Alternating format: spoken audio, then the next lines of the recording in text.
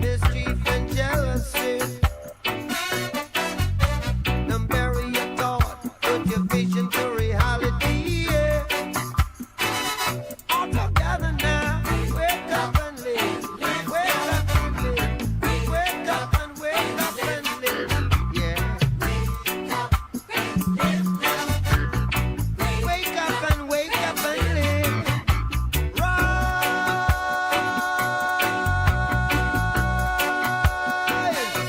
ye mighty people. Yeah. There's work to be done, so let's do it a little by little. Rise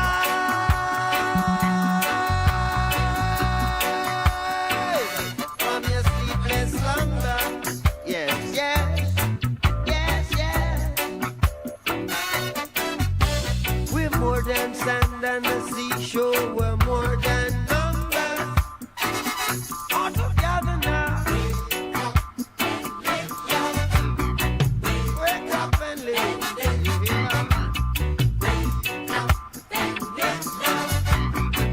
Wake up and live now.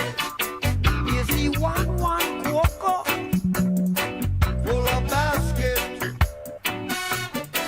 Already you see live big today. Tomorrow you're buried in a casket. One cocoa full of basket. Yeah, yes. Already you see live big today. Tomorrow you're buried in a casket. Walk together now. Wake up and live. Yeah.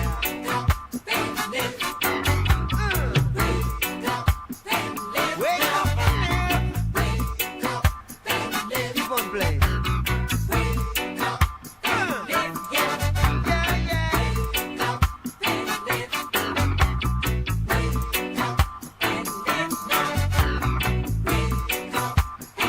Break it down.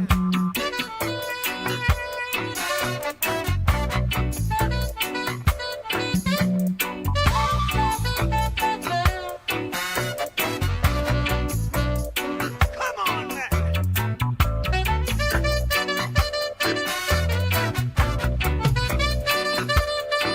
How's the feeling over there?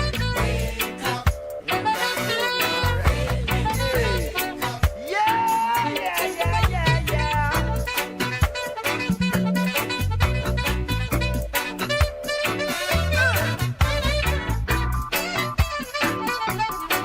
Come on now.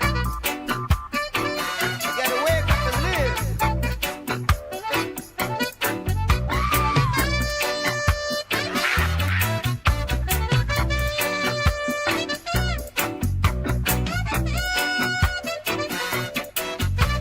Life is one big road with lots of signs. Yes. So when you're riding through the ruts, don't you complicate your mind. Flee from hate, mischief and jealousy.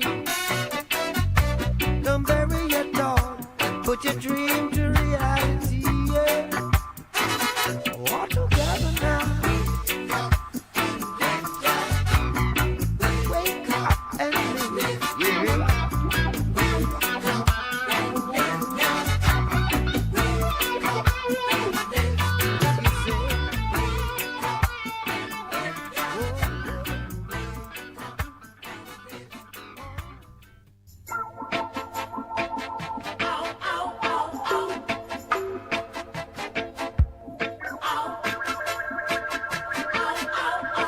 Yeah, yeah, yeah. How can you be sitting there telling me that you care? That you care. When every time I look around, the people suffer in the suffering in every way. In every way. Say, no, no, no, no, no.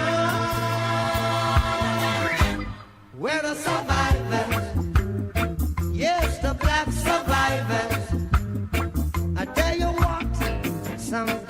got everything.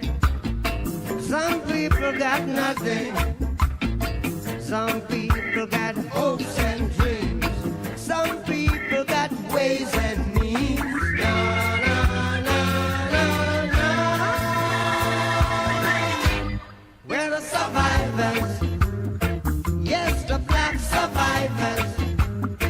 Yes, we're the survivors. Like Daniel out of the lion's den. Survivors, survivors. So I dream, I say string. Oh, which way will we choose? We better hurry, oh hurry, oh hurry, oh now, 'cause we've got no time to lose. Some people got facts and claims. Some people got pride and shame. Some people got the plots and the scheme. Some people got no aim, it seems. Na, na, na, na, na. Na, na, na. We're the survivors. Yes, the black survivors. Tell you what, we're the survivors. Yeah, the black survivors. Yeah, we're the survivors. Like Shadrach, Meshach, and Abednego. Thrown in the fire, but you never get burned. So I trim, I say string. The preaching and talking is done. We've got to live up. Whoa now, 'cause the Father's time has come. Some people put the best outside. Some people keep the best inside. Some people can't stand up strong. Some people won't wait for long. Na, na, na, na, na, na. We're the survivors in this age of technological humanity. Scientific atrocity. Atomic misphilosophy. Nuclear misenergy. It's a world that forces lifelong insecurity. Together now. Na, na, na, na, na. We're the survivors. Yeah, we're the survivors. Yes, the black survivors. We're the survivors. A good man is never honored. Survivor in his own country. Survivor. Nothing changed, nothing strange. Survivor. Nothing changed, nothing changed. Survivor. Got to survive.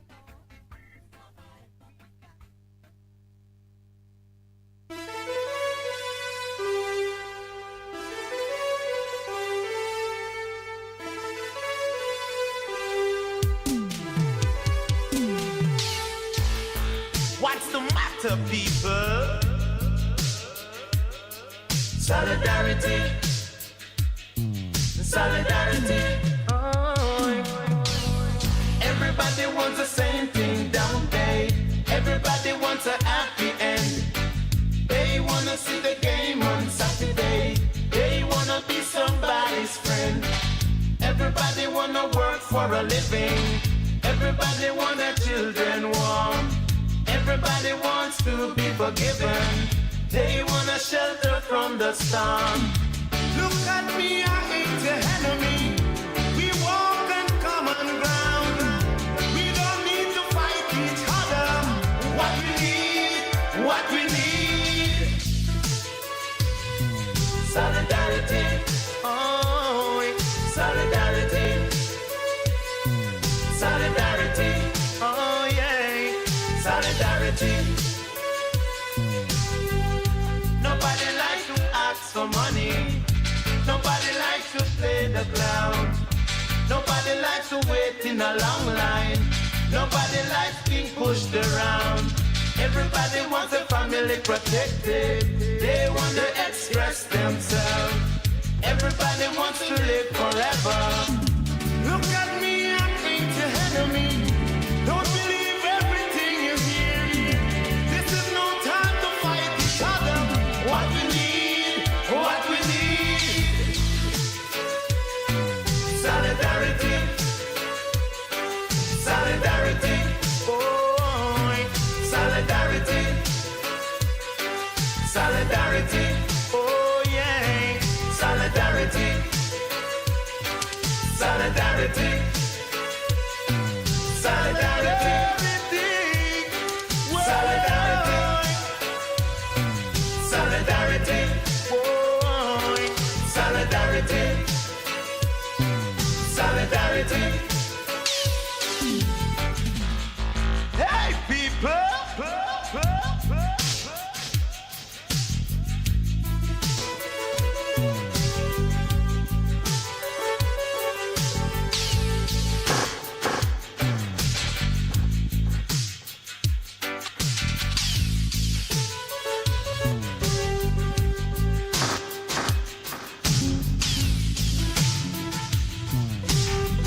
Everybody wants the same thing down there.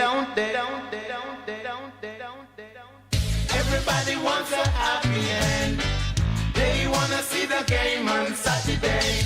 They wanna be somebody's friend. What we need, solidarity,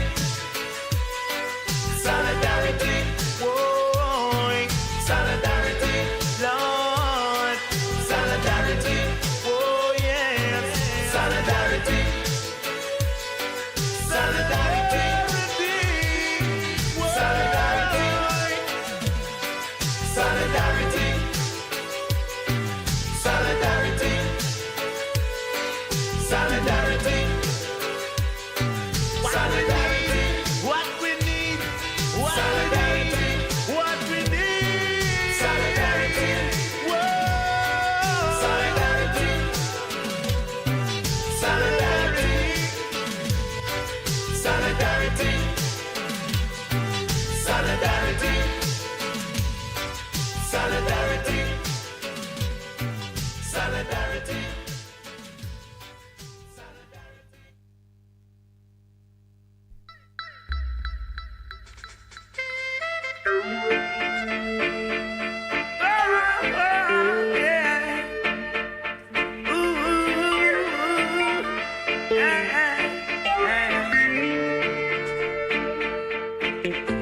They can't keep a good man down. Always keep a smile when they want me to frown. Keep the vibes and I stood my ground. They will never ever take my crown. Oh, Jah bless, I say no man curse. Things getting better when they thought it would be worse. Here comes the officers asking for a search. They found no weapon, just only a draw first. But I'm so solid as a rock, they just can't stop me now. Even when they set their traps, they just can't stop me now. People will say this and that, they just can't stop me now. Even when they set up roadblocks, they just can't stop me now. When they come with their evil thought, I just listen whenever they talk. I used to light into my dark. He cut and clear all my fault. They fight me without a cause, trying to make my life so hard. The King of Kings and the Lord of Lords, give it all reward. I'm so solid as a rock, they just can't stop me now. Even when they set their traps, they just can't stop me now. People will say this and that, they just can't stop me now. Even when they set up roadblocks, they just can't stop me now. So down to mix me up in your dirty game. You're only trying to tarnish my name. You're only looking for the innocent to blame. When you're the ones who wish the guns down the lane. You only cause destruction and the pain. But the righteous believes in the rain. Love is all I got to give and I'm not to shine. Looking for the future, the sky can't tame. Cause I'm so solid as a rock and they just can't stop me now. Even when they set their traps, they just can't stop me now. People will say this and that, they just can't stop me now. Even when they set up roadblocks, they just can't stop me now. So they can't keep a good man down. Always keep a smile when they want me to frown. Keep the vibes and they stood my ground. They will never ever take my crown. Who's a place I say no man curse. Things getting better when they thought it would be worse. Here comes the officers asking for a search. They found no weapon, just only a dropper. Solid as a rock, they just can't stop me now.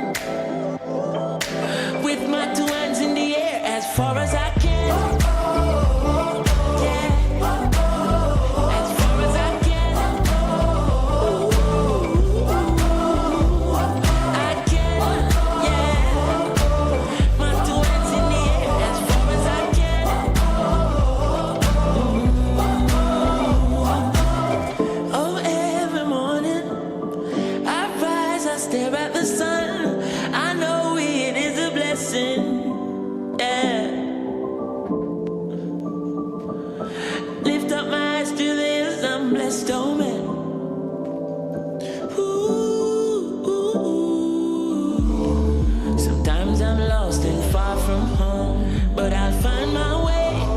I follow my heart, I know I'll be found someday. While I'm lost, I learn and live. What do you say? Let's have a good time until that day. Oh, every morning I rise, I stare at the sun. I know it is a blessing. So when the evening comes, I lift up my eyes to this. I'm blessed, oh man. With my two hands in the air as far as I can.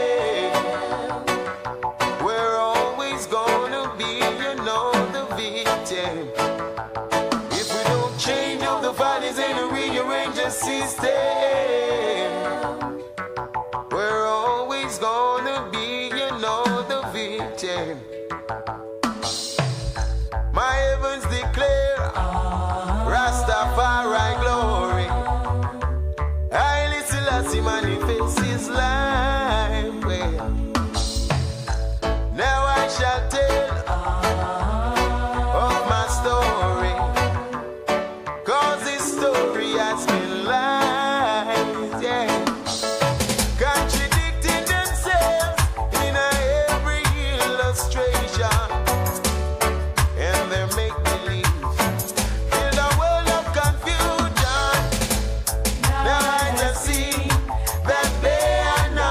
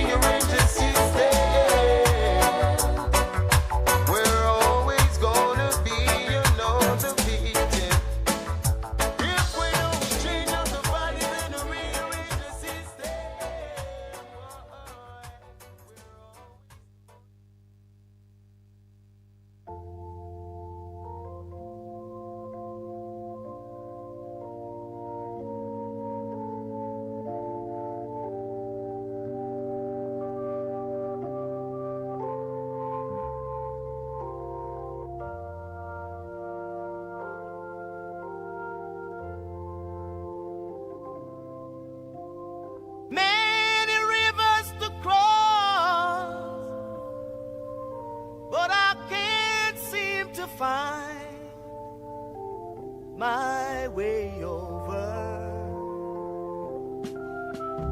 Wandering I am lost as I travel along wide cliffs of Dover.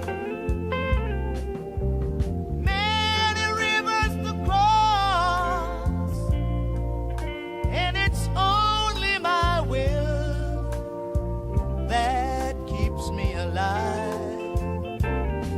I've been licked, washed up for years, and I merely survive because of my pride. But loneliness won't leave me alone. It's such a drag to be on your own. My woman left and she didn't say why. Well, I guess I have to cry. Many rivers to cross, but just where to begin? I'm playing for time. There've been times I find myself thinking of committing some dreadful crime. Yes, I got many rivers to cross, but I can't seem to find my way over. Wandering I am lost as I travel along.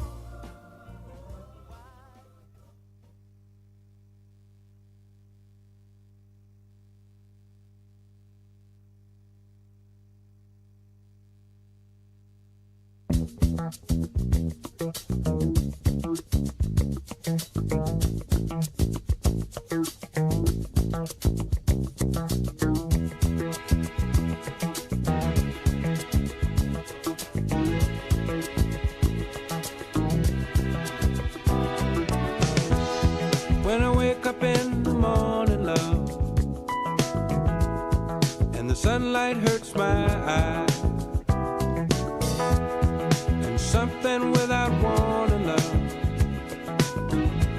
bears heavy on my mind. Then I look at you, and the world's alright with me. Just one look at you, and I know it's gonna be a lovely day.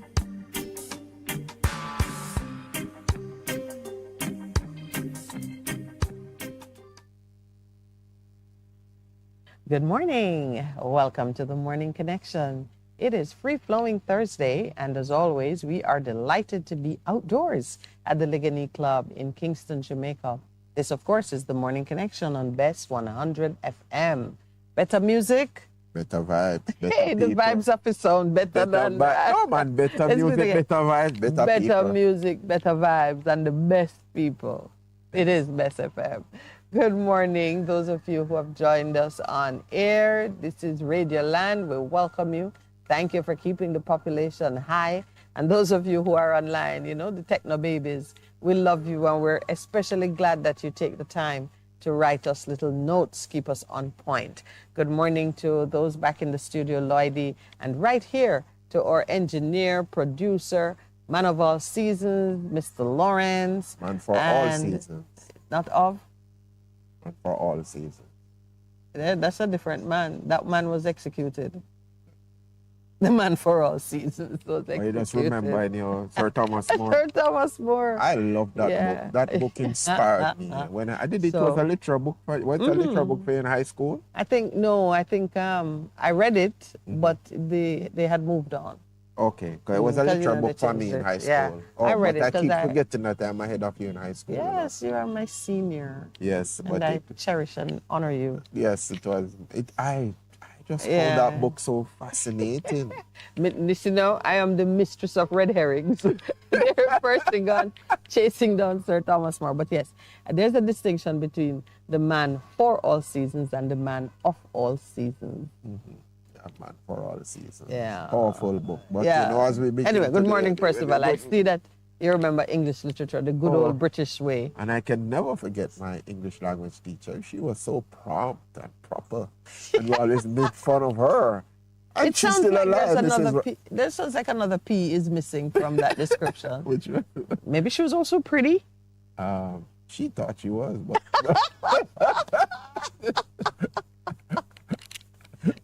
Oh dear. you know, I remember I went to all boys school. Yes, and that yes, was yes. So everybody was pretty then. At an all boys school.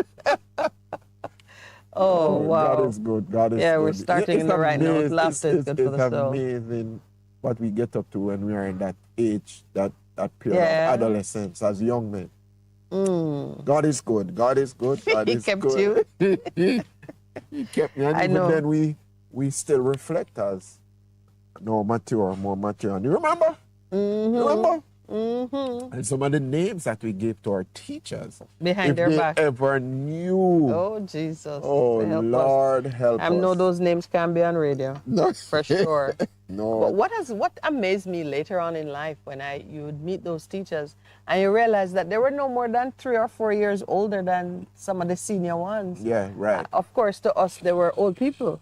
Right. But then, you know, some of them were fresh out of university. Some of them were like interns. Right, and doing their internships. Yes, they're practical. I remember that. I got into trouble for that. Oh, really? Yes, I got Do into tell. trouble. No, but You can't tell it. Don't worry You'll about get into trouble anything. again. Don't worry about anything. Instead, pray about everything.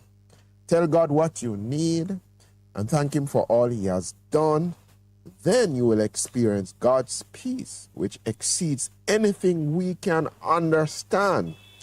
His peace will guard your hearts and mind as you live in Christ Jesus. Philippians 4, 6-7. That is from the New Living Translation. Don't worry about anything. Because someone said to us, when you worry, does it add anything to your life? It doesn't really. It just causes you to walk down a path where you become very fearful. Don't worry about anything. Instead, pray about everything. You go to the source who can help you to overcome, who can give you answers. Tell God what you need.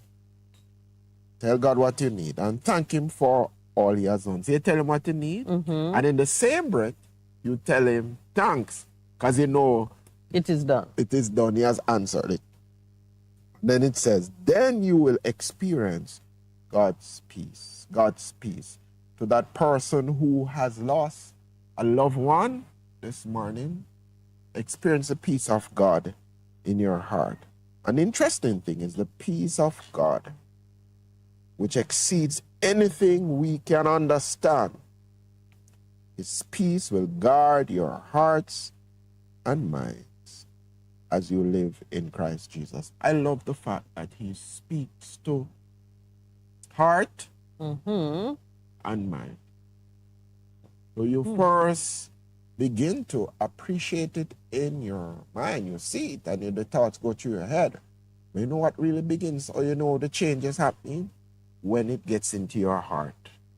When it gets into your heart, you know that you have a lineup. Good morning to every person that is listening to the sound of our voices this morning, who have allowed us to come into your homes through this wonderful medium that we call radio.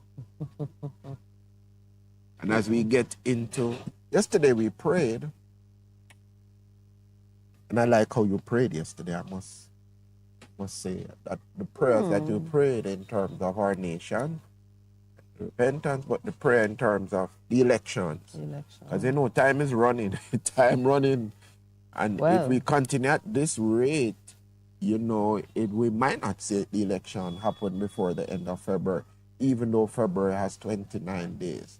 But let us trust God that when we pray, He's the one who answers our prayers. He is the one who knows and sees everything, so I can relax and rest in him, assured that he works all things, not just some of the things in our midst. All things. All things. And we know, Romans 8:28, and we know there is a sure thing that, and we know.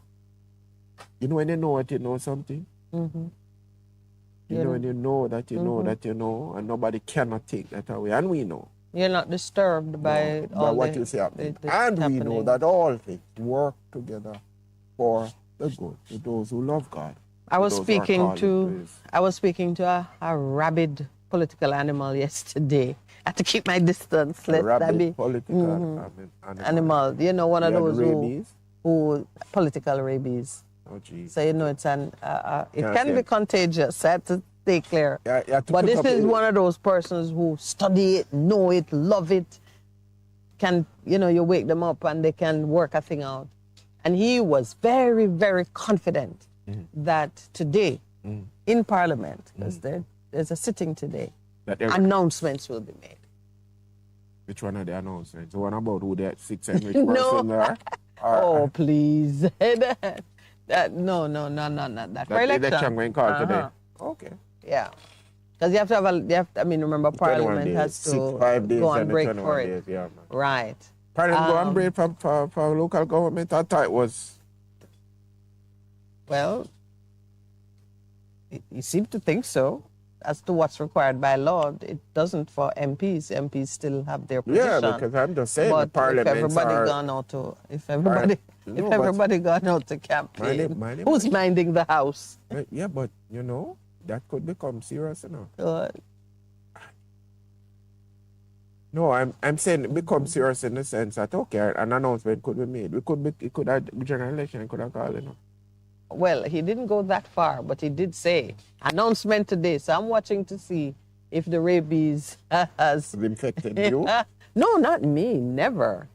I'm immune to that. Remember who we are. We drink poison. It's just a cool drink. Virus dry up and die. You just need enough time to recover. We are immune to those things. But So you're So not he worrying. thinks- You think they're not worrying about whether it call or not.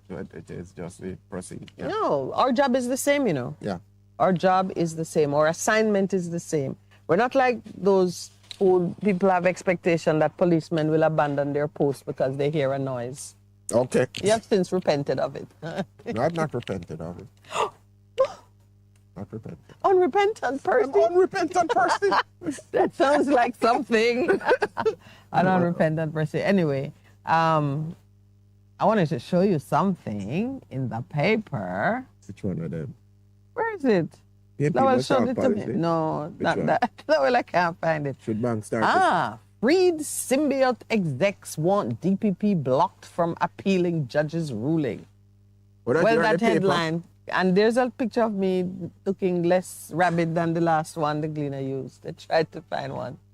But you can't appeal something that was never a charge. I mean, I understand. Well, Tell me how that works. the headline, Lowell showed me the headline this morning. I'm like, who are those? No, I for didn't real. immediately recognize. No, but for real though, I don't understand it because if you go to a court of law, right?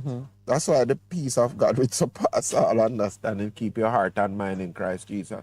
I'm just thinking about it. Yeah. Explain to me how it goes. All right, a policeman comes and says that you are charged or to be charged. Were you Yes. charged? We were charged, most definitely. All right. And so And the man- told to turn ourselves in so we could Right. be arrested. Right, so you So we're arrested and charged. That's over 3-4 years. 4 I years. guess ago. Mhm. Okay. Yeah. You go to the court, and the court is the one who determines whether the charge makes sense or not. Is that correct? Yes. Okay. So you go to the court, you have gone through 1, 2, 3 prosecutors. How much About the judges? same number of judges. Okay. So in that time, you have seen 3 prosecutors, 3 judges.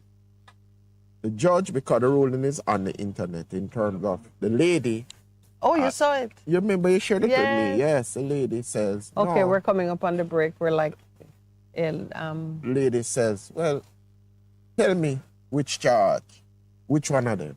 Give me one charge in our law because everything has to go according to the law. And she said, 1, 2, 3, 4, if I remember. She said, but none of them something thing. So she chose it out.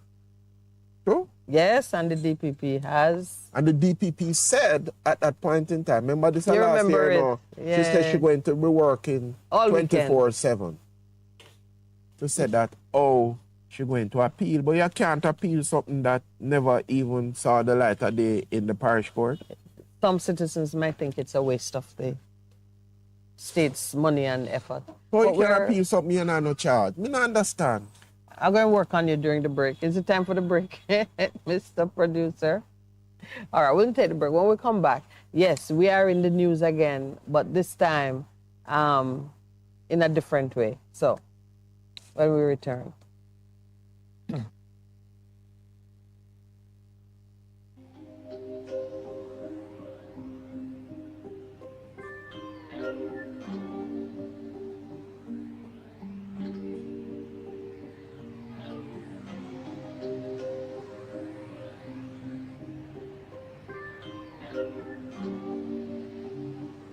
You're simply the best. Better than all the rest. Better than anyone. Anyone I've ever met. You're simply the best. Best FM 100 on your dial. Keep listening. The following is a radio drama brought to you by the Child Protection and Family Services Agency, CPFSA. Annie? Wow! I have not seen you in ages. Oh my gosh. Yes, it's certainly been a long time, eh? I haven't seen you since we finished university? I think so. I think the last time I saw you was when you had just started working at that place with Child Development Agency or something like that. Yes, it is now the Child Protection and Family Services Agency. Sorry. It's like God let me run into you today because I need some help with my daughter, Candy. Really? How old is she now? She's 12, man, and of late, it's like she's a whole new person. I don't know what to do with her. She get lazy. She stopped doing her school work. She looking into space all the time. And it's like, me and her father, we can't talk to her. The least little thing, she lashes out at us. And I'm feeling so frustrated. That's definitely not normal behavior at all, you know. Have you spoken to her teacher at school to find out if she's also noticing these changes? Yes, I went by her school and spoke with the guidance counselor. She's going to try and assist us to get some counseling for Candy. Yes, because what you just described to me could be signs of something going wrong mentally. Worst case scenario, her mental health and well-being might be deteriorating. No, Annie, what? Mental health deteriorating? But how can that be possible? And we try our best to give her everything. No, man, it cannot be that. Susan, the pandemic has impacted our children more than we could ever imagine. With the shift from in-person classes to online learning, many children lost their safe space among their peers. Some of them, parents lost their jobs and the home situation changed. We've had to be dealing with even more cases at the office than usual. Seriously? Candy's definitely going through something and I don't know what it is. Remember, the school has promised to help, but you can take her to a specialist like a psychologist or a psychiatrist who can provide professional help. Really? I didn't know children could just go to those doctors like that. But then again, I don't know if there is a need for that. Whatever she's going through will eventually go away, don't it? No, Susan. Mental health is no joke. These little things can grow into monsters if you don't get the help at the right time. At CPFSA, we're seeing an increase in the number of children in state care whose mental health and well-being have been impacted. To help address this issue, we've recently expanded our mental health services with a mobile unit through a partnership that we have with the Transformation Implementation Unit. This allows us to access state-of-the-art psychological tools to screen children and identify the best course of action to get them help. It's hard to hear that Candy's having these challenges though, and you really should go get some help for her. You know what, Annie? Yes, I really should. I had no idea this issue impacted so many of our young people. And I am beyond grateful for the advice you have given me today. I have to talk to her father, though, about it right away. We will do anything to help poor Candy. Susan, you know I'm here to help in any way I can to ensure that Candy gets the help she needs. Come, let me give you my number, and you call me anytime to talk it through, okay? Thank you so much, Annie. That was brought to you by the Child Protection and Family Services Agency, CPFSA, protecting children, empowering families, securing the future. A stable family is the best environment for every child. At the Child Protection and Family Services Agency, CPFSA, we have made caring for our nation's children easier by making better use of information and communication technology in our processes. This includes integrating the National Children's Register's processes into our case management system. As a result, staff can efficiently access case files and process cases promptly and seamlessly. We will also be equipping nurseries with sensory equipment to support the growth of children with special needs. The CPFSA, protecting children, empowering families, securing the future. Visit childprotection.gov.jm to learn more. This ICT expansion project is being implemented in collaboration with the Transformation Implementation Unit. A production of the Jamaica Information Service, the voice of Jamaica.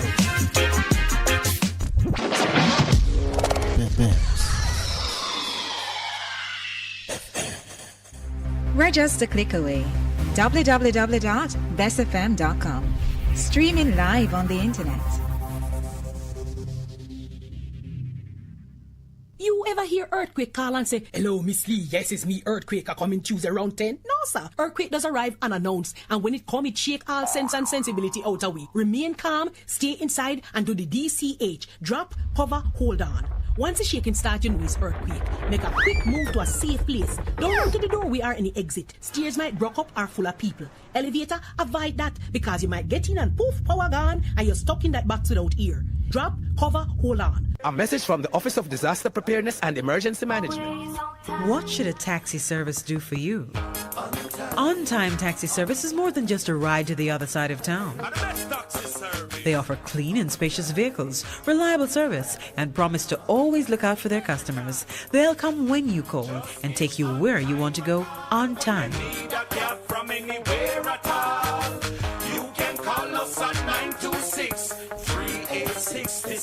We are something special on the road. Vejan Printers for all your printing needs. We specialize in calendars, flyers, brochures, and more. Call us today at 968-7506. That's 968-7506. Or visit us at 4 East Bloomsbury Road, off Hagley Park Road. Vejan Printers, your best choice in printing. For a better choice in all your electrical supplies, A, authorized 3M dealer and better brand names. B, better service including free island-wide delivery. C, all major credit and debit cards accepted. It's ABC Electrical Sales. Shop number 8, Hagley Park Plaza, Kingston 10. Open Monday to Friday, 8 a.m. to 5 p.m., Saturday, 8 a.m. to 4 p.m. We make your electrical jobs as easy as ABC. Call 754-3825-8 or fax 754-3659. ABC Electrical Sales, for a better choice. Maljam Auto Parts, the place with the most courteous staff for all your Mazda needs, is doing it again. A new Maljam trailer has arrived with parts to meet any and every Mazda need. Call 461-1786 or 923-4389. Maljam Auto Parts, 9 Kingswood Avenue off Waltham Park Road, Kingston, for all your Mazda needs. You need reliable health care? We have it. Yes, we do. Great George Street Pharmacy. Shop number 897 Great George Street, Savannah, Lamar, Westmoreland. Opening hours, Mondays to Saturdays, 8:30 a.m. to 6 p.m. Call us at 876-603-7372 or WhatsApp us at 876-205-0499. Yes, we have reliable health care for you at Great George Street Pharmacy, Savannah, Lamar.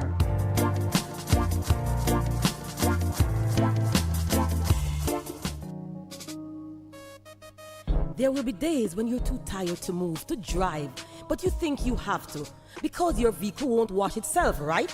But no, you don't have to visit a car wash. 123 Mobile Car Wash will come straight to you. Yes, you heard right. 123 Mobile Car Wash is offering services in Kingston and St. Andrew and St. Catherine. We shampoo and detail cars, trucks, offices, and more. No job too small. Call us at 876-631-3400. 123 Mobile Car Wash. We come to you. This Valentine's season, come celebrate love at Love in the Gardens, Sunday, February 11th at Palm Drive Hope Gardens with R&B sensation Freddie Jackson, Sanchez, Elaine, Island Keys, and Ramon Watson. Music by VPaul of Stone Love and CJ Vibes. Get tickets in Kingston at Devonborn Rubis, Consumer Pharmacy, Armbands Plus, Natrans Fashion, Venus Pharmacy Portmore, Needs Auto Service Mandeville, Red House Pharmacy Ocho Rios, GP Mart Maypen, and Scotches Fairview Mobay. More info online at loveinthegardens.com. Half a tree, one and drive, half a tree. Bossy, how you do I take taxi style? Jano, I want to tell you, say, 2 months now, my transmission mash up, you know, and I check everybody and can't hear nothing positive. Yeah, hear me? You waste all that time I shop around and never call the experts. Winters Auto have them. Them have over 35 years of experience and them diagnose the problem and get back your transmission brand new. For them service excellent and efficient. Trust me, man. You hear me? Call them at 929-7040 or go to them at 106 Maxfield Avenue, Kingston 13 and talk directly to the boss. Just tell them I'm me, send you. Wow, you big star. Yeah, man, respect my boss. I try and call you, no, cause trust me. Waiters Auto Spares and Repairs, good afternoon. What a relief. Best 100 FM is the authentic voice of Jamaica, promoting your prosperity with better vibes and better music. Let us promote your goods and services for you. Advertise with us. For more information, call our office at 876-276-8935. That's 276-8935. The Morning Connection is not your usual talk show. We aim to stimulate discussion and chart new paths to self-empowerment. So please join us, Minett and Percy, on The Morning Connection, Mondays to Thursdays, 6 a.m. to 10 a.m. on Best 100 FM. It's good, it's better, but nothing beats. Best FM.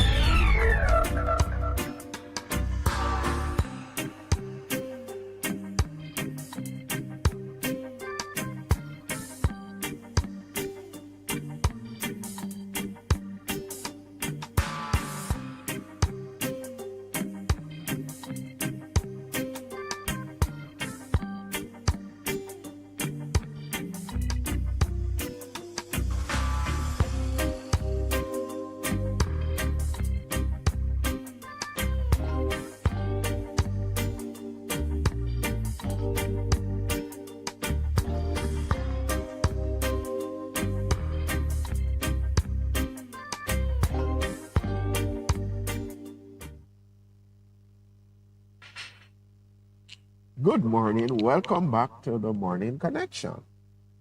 Well, I was just getting a bit of education before we went on our 7 o'clock break. So, yes, Miss Minett, I think I clearly understand, but there seems to be some nuances that I'm not getting. So please help me. All right, where are you stuck? Because it seems like you're wondering, why would someone ask for a decision to be overturned Yes. when the grounds on which the decision was first made seem to be so clear and incontrovertible, no evidence. Right. Okay. The first thing is that anybody can appeal once you have the right. And if you remember, maybe 2-3 years ago, the government side, prosecutors got the right to appeal, but in some narrow circumstances. Right.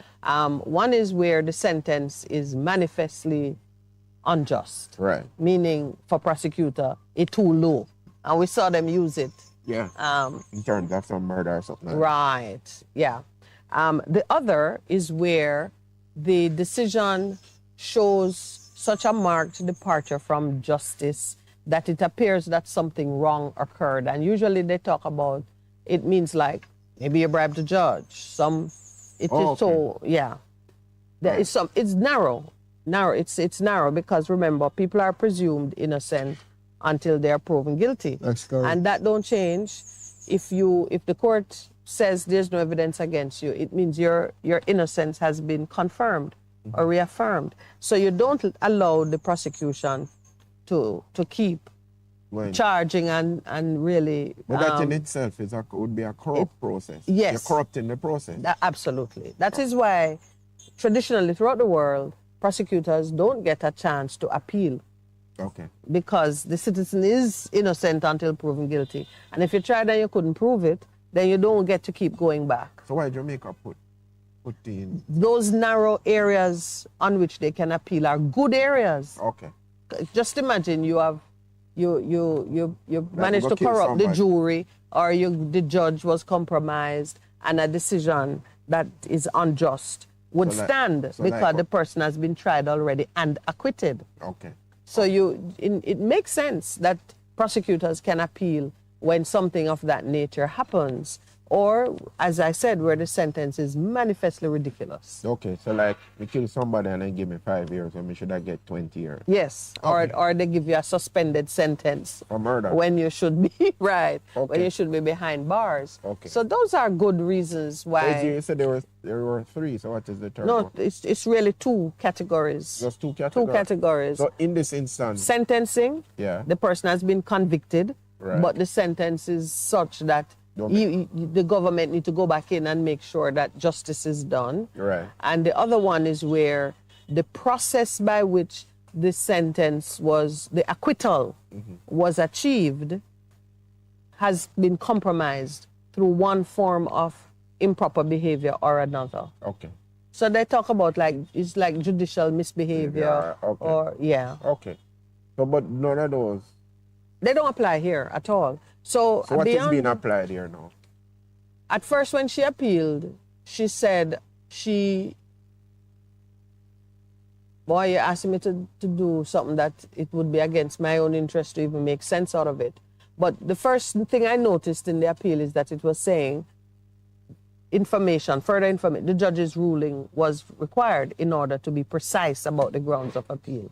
Now that the ruling has been available for some time. Written, because it's on the webpage, no, sir? I don't know if it's on the webpage, but I've seen it, and clearly the Gleaner people have seen it because they've quoted from it. Okay. And the prosecutor was in court and took notes, as we all did. So she knows the basis on which it was, the indictment was quashed. It's points of law that she wanted to argue as the grounds for appealing, but she didn't as yet know precisely what points of law. So I'm curious too. I know based on how the law is cast that there is no likelihood of her succeeding with the appeal. So why she keep insisting? I think it's because it's carousel, and sometimes it's the politics, and maybe she doesn't realize. Let me ask you one question. So you mean that politics can actually play a major role in I just need to know. I thought of course it can. The judiciary. All right, let me tell you some things. One is the letter that they were seeking to use to say that the carousel spectrum license had been revoked was a letter signed by the Prime Minister. Right. And it's a letter that nobody saw until these proceedings were initiated. Okay. And meaning carousel, I wasn't aware of it, and it's addressed to me. So I said, I've never seen this letter, never got this letter. Please, who delivered it to me? A letter as important as this? how did you publish it, get it out? Yeah, because normally them a give a summons. Them give it in their hand. Of course. A letter saying that a 2 billion odd license is revoked can't be just, brought into play when you have arrested people. So that was a big thing in the case about the letter. It was signed by the Prime Minister. You don't get higher than that. But they had no evidence, no witnesses, no way of showing that the letter had even been produced at the time. The date on it was clearly a strange date because it was dated in December 2018. And up to 2019, we were in court, in the Court of Appeal. We went to the Privy Council, and that letter was never produced by the government to say the license has been revoked. No, but that is frightening. And so when you say politics, I don't think anybody wanted to envisage calling the Prime Minister to ask him, did you sign this letter on this date that it bears here? And after you sign it, what happened to it? Of the witnesses, they had like 10 witnesses on their list of witnesses. And nobody? Not one could speak about how this letter came into being. And the only evidence of it going anywhere was that at some point in 2020 or thereabouts, they said they sent it to a consultant who was doing something for Extranet. So we spent a lot of time talking through those issues and with the judge trying to get the prosecution to acknowledge that this is a big problem. Oh, God of and grace. While we were in court and the judge was trying to get them to do something, the prosecutor lady was calling. She called the OUR, and she said somebody from the OUR will come and give evidence about the letter.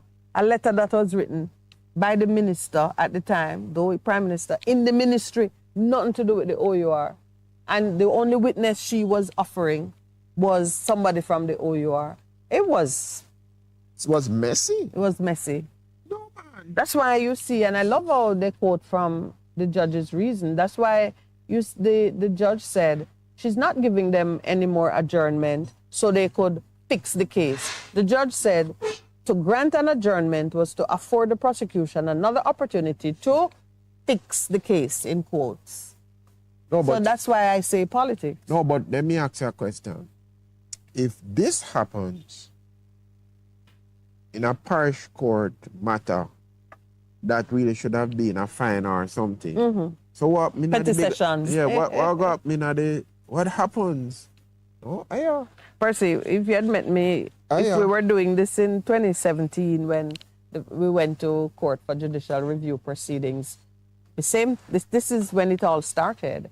You would have seen the answer to your question. The same thing, the judge run us and say, we come too early, it's premature. We must wait until we're actually injured because at the time in 2016, they were only threatening to investigate. And then I see, that's why the other day I was saying when, what's her name? When Mrs. Malahoo Fort was complaining about the Integrity Commission appearing to investigate entrapment. When she was complaining about entrapment, I just thought it ironic because she was the lawyer who came to court in the Carousel matter as Attorney General. And she was the one who said to us, oh, that letter which threatened to take our license was not anything to be worried about. It was just a heads up. You remember, Lowell? She said it was just a heads up. The SMA and the OUR were just telling us that this could happen. They were just starting a process, and the judge agreed.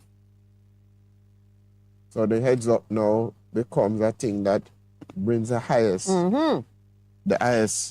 authority in the land into clear disrepute. Disrepute, yeah. Jesus have mercy. So, I mean, she's complaining about entrapment now, that questions are being asked and you don't know if you're being investigated or not. But the question is just a heads up. You might be investigated. No, but I know you're chuckling now, but it speaks to serious issues of justice and the one that we've been talking about for the whole thing of corruption. I remember about a week ago, we were trying to put a definition on corruption, and I was having a discussion with persons close to me. Yes. And the person says, but if you have a system and you interfered with it, you have corrupted the system. Remember that definition? Yes. And it was a young person in this country who was schooling me. Ah. He was schooling me. So John Tay. was schooling me. I said, no, Daddy, you've corrupted the system when you do that. Yeah. We have to go back to that time of simplicity when you see a thing for what it is and you're not trying to surround it with so many conditionalities that at the end of the day, nobody knows what you're talking about. And it is... If you have a thing set to run so, and you create diversions and complications, you've corrupted it. Yeah, it must run as it is set to run. Yeah, because... And that has serious implications for us. There's a song that we sing, bring back the days of yea and nay. It's Commission who sings that song. And when your yes was a yes and your no was a no. And that is scriptural, you know. Yeah. Let your yes be yes and your no. Do not create confusion with your crafty responses. Yeah, I remember when, if something could find that song, it's Lordy. Just, yeah, I remember by Commission. I remember when it was so simple, but we have gone out of our way to corrupt things that you know have to corrupt because the imaginations of men. And you know that it is equally simple and better. If a thing is not working, create a new thing that is designed to work the way you want it. Right. You don't need to keep contorting the other one to make it into the new thing. Let it be clear. We're not doing it this way. We're doing it this way. So everybody can be very clear on what is required of them. So that whole situation in court, one thing I see too in the article here, that the judge emphasized in her reason, this is the parish judge, she said 2 years, but we were actually in court 3 years at the time that she was sitting. And she pointed out that she could see from the record that we had been making the same application from day one. You're being consistent. Yeah? She said the judge said then that the defendants had steadfastly made similar applications since the matter first came before the court. The usual response the prosecution gives is to prefer a new indictment to cure the defects in the case. It was so bad, Percy, that when you show that one thing can work, they don't take it away, you know. They added more. By the end of the day, I don't think the judge herself realized what was original. that it was 15 counts from 5.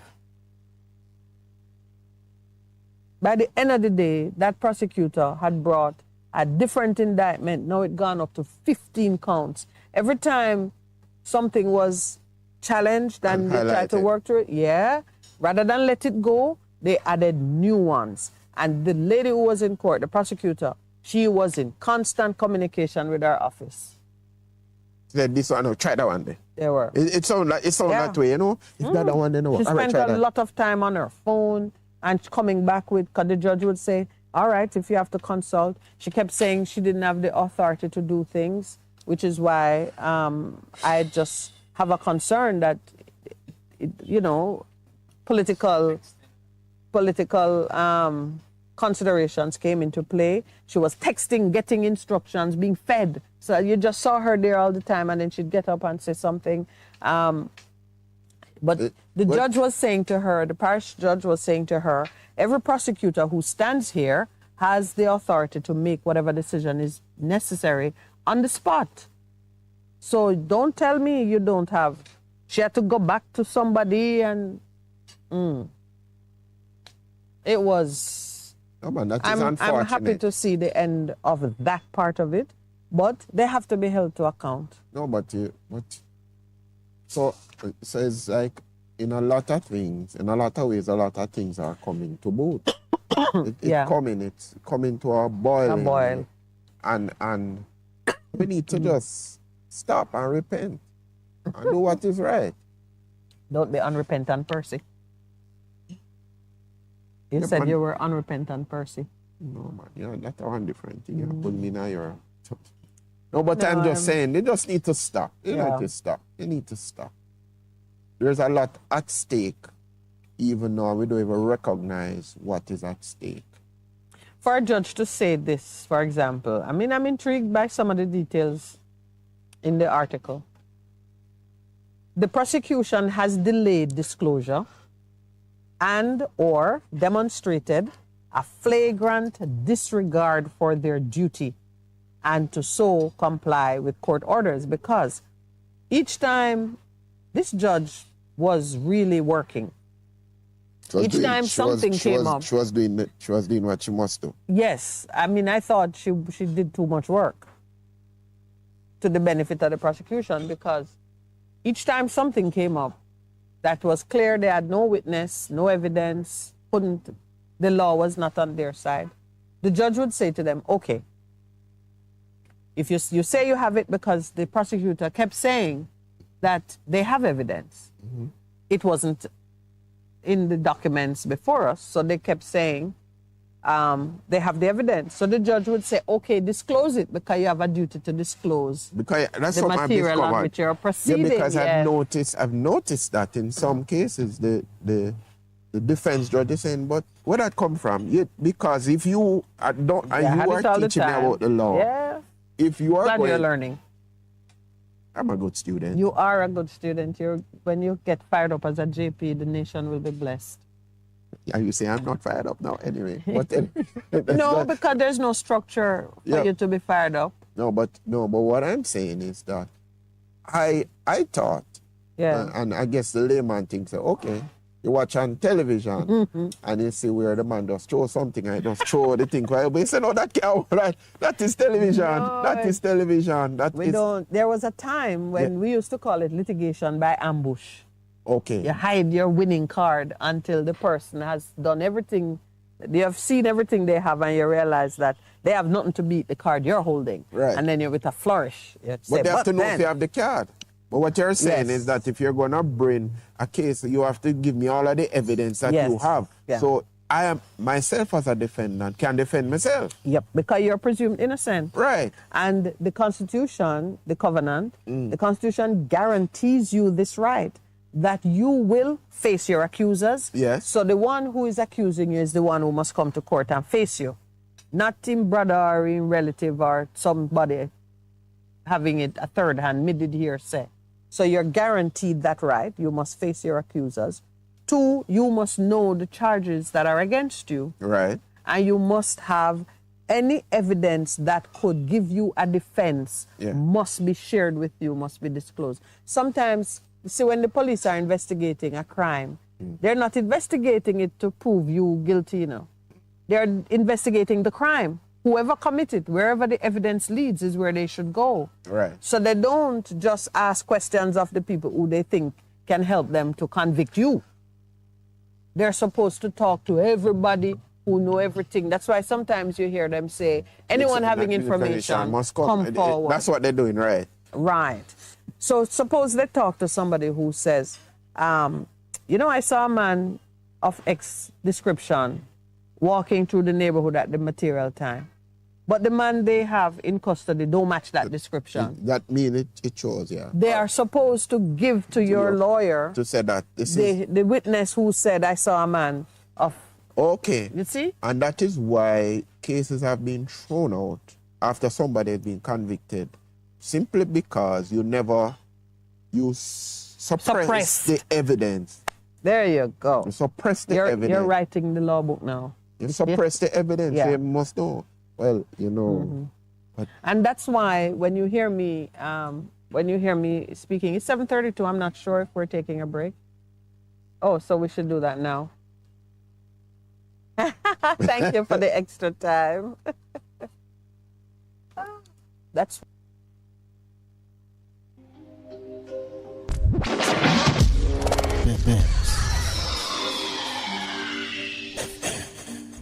We're just a click away. www.bestfm.com. Streaming live on the internet. you ever hear Earthquake call and say, hello, Miss Lee, yes, it's me, Earthquake, I coming Tuesday around 10? No, sir. Earthquake does arrive unannounced, and when it come, it shake all sense and sensibility out of we. Remain calm, stay inside, and do the DCH. Drop, cover, hold on. Once the shaking starts, you know it's earthquake. Make a quick move to a safe place. Don't run to the door, we are in the exit. Stairs might broke up or full of people. Elevator, avoid that, because you might get in and poof, power gone, and you're stuck in that box without ear. Drop, cover, hold on. A message from the Office of Disaster Preparedness and Emergency Management. What should a taxi service do for you? On-time taxi service is more than just a ride to the other side of town. They offer clean and spacious vehicles, reliable service, and promise to always look out for their customers. They'll come when you call and take you where you want to go on time.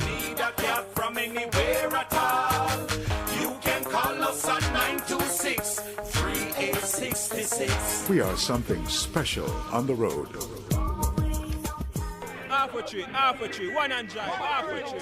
Bossy, how you do I take taxi star? Jano, I want to tell you, say, 2 months now, my transmission mash up, you know, and I check everybody and can't hear nothing positive. Yeah, hear me? You waste all that time I shop around and never call the experts. Winters Auto have them. Them have over 35 years of experience and them diagnose the problem and get back your transmission brand new. For them service excellent and efficient. Trust me, man. You hear me? Call them at 929-7040 or go to them at 106 Maxfield Avenue, Kingston 13 and talk directly to the boss. Just tell them I'm me send you. Wow, you big star. Yeah, man, respect my boss. Yeah, try and call, you know, cause trust me. Waiters Auto Spares and Repairs, good afternoon. Ah, what a relief. Veg Printers for all your printing needs. We specialize in calendars, flyers, brochures, and more. Call us today at 968-7506. That's 968-7506. Or visit us at 4 East Bloomsbury Road, off Hagley Park Road. Veg Printers, your best choice in printing. For a better choice in all your electrical supplies, A, authorized 3M dealer and better brand names. B, better service including free island-wide delivery. C, all major credit and debit cards accepted. It's ABC Electrical Sales. Shop number 8, Hagley Park Plaza, Kingston 10. Open Monday to Friday, 8 a.m. to 5 p.m. Saturday, 8 a.m. to 4 p.m. We make your electrical jobs as easy as ABC. Call 754-382-528 or fax 754-3659. ABC Electrical Sales, for a better choice. Maljam Auto Parts, the place with the most courteous staff for all your Mazda needs, is doing it again. A new Maljam trailer has arrived with parts to meet any and every Mazda need. Call 461-1786 or 923-4389. Maljam Auto Parts, 9 Kingswood Avenue off Waltham Park Road, Kingston, for all your Mazda needs. The Morning Connection is not your usual talk show. We aim to stimulate discussion and chart new paths to self-empowerment. So please join us, Minett and Percy, on The Morning Connection, Mondays to Thursdays, 6 a.m. to 10 a.m. on Bess 100 FM. It's good, it's better, but nothing beats. Best.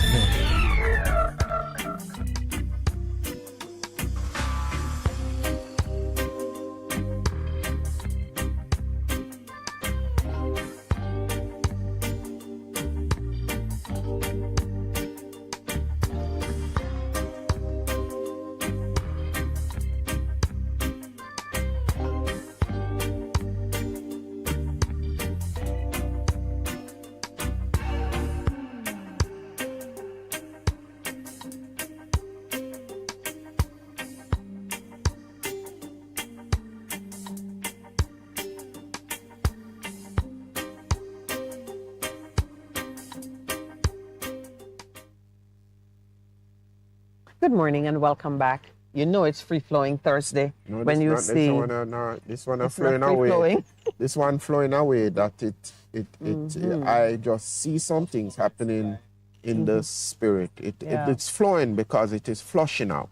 Yeah. It The is contamination, the corruption. It is flushing out.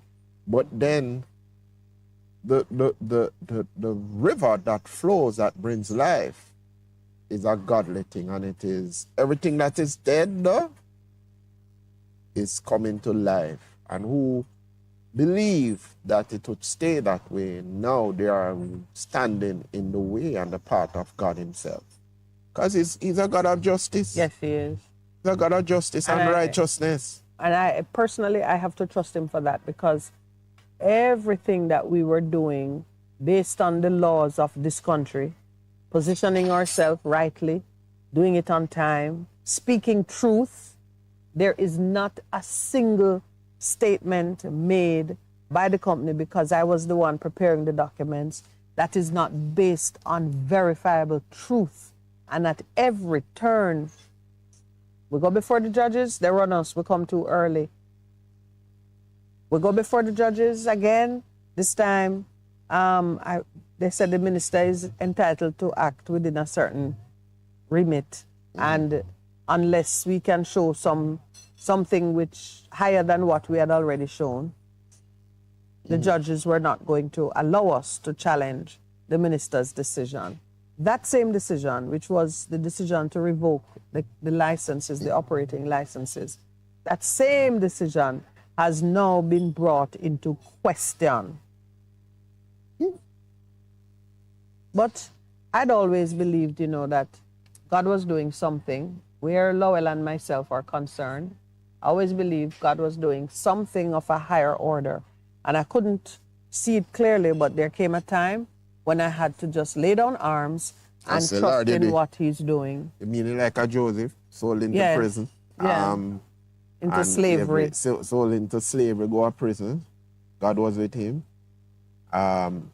It's amazing how God does it. And it has been that way with us, because, let me tell you, we put everything we had into Carousel. We did.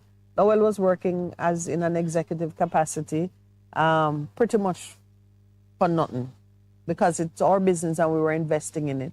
The same applied to me. Everything with the litigation, and I don't know what would have happened if we were just at the mercy of the market, because to get someone skilled in that area of law to work at the rate, at the pace we needed, we couldn't have paid for that. Everything we did, and that required us to get external counsel, cost a fortune. And I was still doing most of the work. And it cost a fortune just to show up for things. And there were lawyers too who charged us hardship rate, because they said, look, people who work for you get visas canceled and revoked. And yes, they said, no, to work for you is to go up against government and the U.S. too, when the U.S. was showing up in it. It was difficult to stay the course. Yet we did. We took it as high as the Privy Council. Even the Privy Council dismissed us like yesterday's news. Of course, it was pandemic time. But still, for them to give a decision, not send it to us, we heard it on the news because the OUR received it first. And the decision they made was that this is not a matter of sufficient public interest to occupy our time. I know that they were under pandemic pressure, but to treat a question, the questions we put to them had to do with government behavior concerning a high-value asset which touches on people's right to communicate. A telecoms license has to do with your fundamental freedom of speech, to communicate and to associate with each other in business, according to the United Nations. And the Privy Council said it was not of sufficient public importance. And then, of course, we saw children can't get on the internet for school. We see what is happening now to the point where some people can't even have ordinary telephone service. You mean the one with the plastic bottle and the phones pinned to the tree.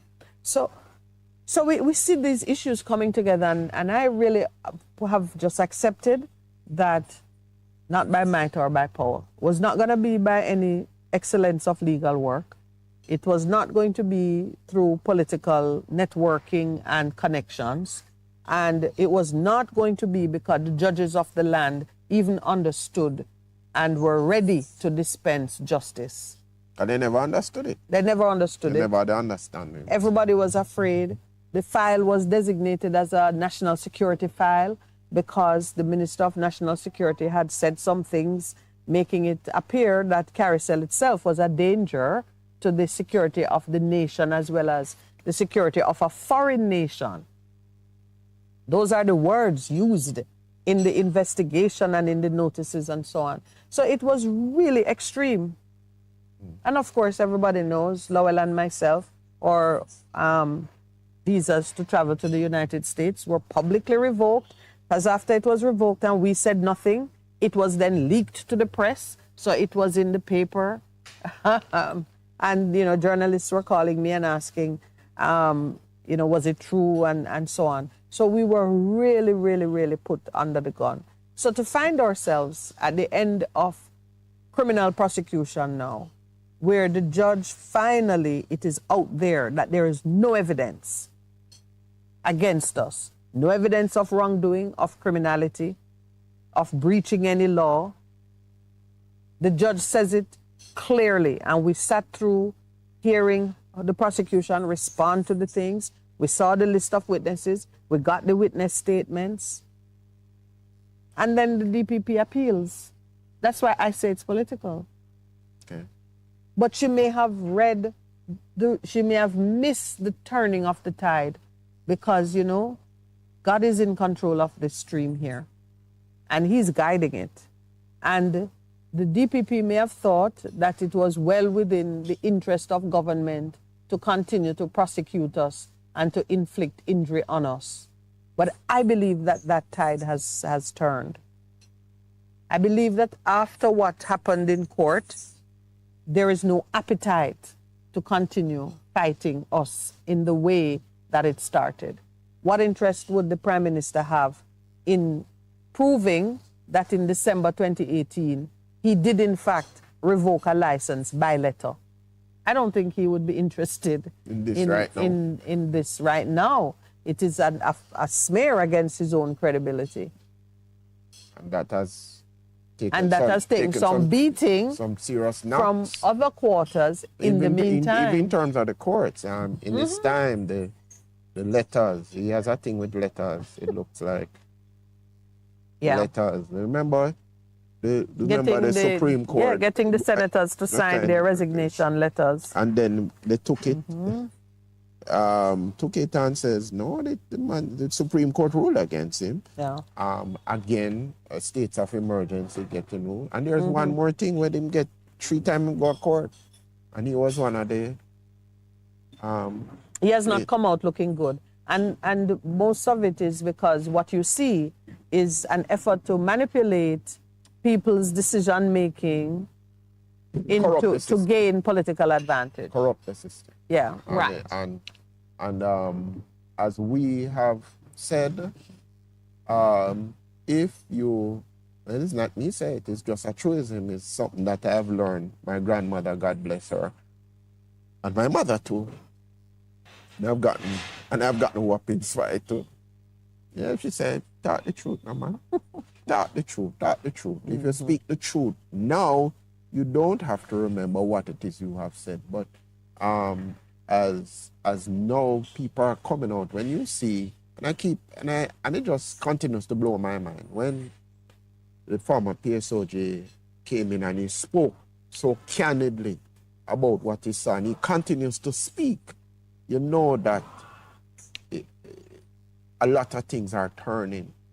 The tide is turning. Yeah, it has turned, and people are waking up and understanding really what is at stake. Because I think more persons are seeing the connection between what is happening in their homes, on their tables, the pressures that we are under as, you know, heads of family to keep food on the table, pay the bills, have a well-run country.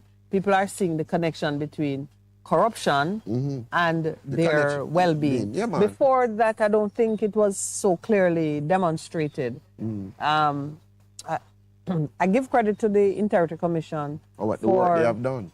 the work they've done highlighting those 7 principles of public service, which they say for you to perform well and do the best for your country, you need to be of this mindset. Your conduct should be guided by these principles. They might seem of a high moral tone and not practical or business-like. That's not true. But if you apply them as you're making decisions in business, the quality of your decision-making, the fruitfulness of your decision-making will justify the application of the principle. You go into the harvest. You go into the You harvest. will reap. You see the harvest. You'll reap a good crop. A good harvest. Right, because what's happening now is we're reaping bad things and we're pretending we don't know why. And it is the same thing, just to switch.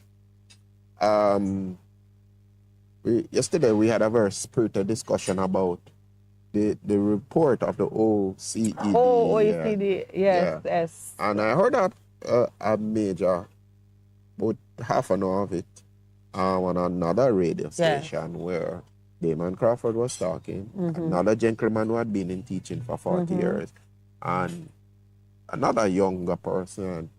But at the end of it, to her credit, she says, if you don't face what the truth is, you can't. If you don't acknowledge it, and she was just can't do anything about it. She was talking about this fact that when CSEC results came out, and she went back as much as 2013 to say, they were saying we had 100% passes of people at English and 60% at math. But she said, hold on, you can't use that because in some schools you have a cohort of 50 students, only 25 take the exam. So the missing 25 is that important? Yeah, she says, so when you're reporting all of these wonderful things, say not the truth. You have to give the full picture. Sure, yeah, because if you have 100 students at your grade 11 cohort, and they're supposed to take at least maths and English. But you know, the 15-year-olds who were dealt with in that study COVID people. were the COVID. They would have been 12, 13. And they did it in 2022. So they were 15, so they would have been, 15-year-olds would have been on average in grade 9. They would have taken GSAT at grade 12. Yeah. So it means then if they did them in 2022, some of them would have started part of their course online and then continued online. Yes. So when you test them, it is now... The impact of COVID has to be taken into account. But mind you, it's like when you're using the bell curve. It is the overall group that matters. And all around the world, people were having a similar experience in the pandemic, but not similar in terms of access to technology and so on. And that was a major thing in Jamaica. And it is in the literature too, because remember, because when one of my research question was, how did skills learned during this program help you to cope during the pandemic? And it was the kids were telling us all different things. So it came up. It was a major point in terms of its impact on our children and their schoolwork. The ones who were being tested. She says, you know, I'm doing 6Es in 2024 now. And she says, you know, me lose about some of the principles I should have learned in grade 9. Me lose it. No have to be in a lot of extra class. There's a major learning gap. Concerning that study too, the results are possibly more an indictment on the parents than on the students, because those who were during COVID time on their own pretty much, not accustomed to the technology, not having access to the technology, no supervision because they are having to do things. That was another problem. Our guy said to me, sir, how me do this now? I am sitting on my phone where I can watch game and classes happening. Where you think I got, man? And then the bed is right there. So he actually said that to me. He says, I have the tablet Yeah. Have the phone and the bed right there. And boring teacher. And some of the teachers were not doing well with the technology. No, they never coped. They couldn't secure the engagement. No, the boy said, it was really. I would have told the OECD with their PISA report, it's named PISA, by the way, PISA. I would have said, keep your PISA report. Don't bother give me for 2022. PISA report? Yes, that's what it's called. PISA. The PISA report. I shouldn't tell you. PISA. I tell them to keep their PISA report.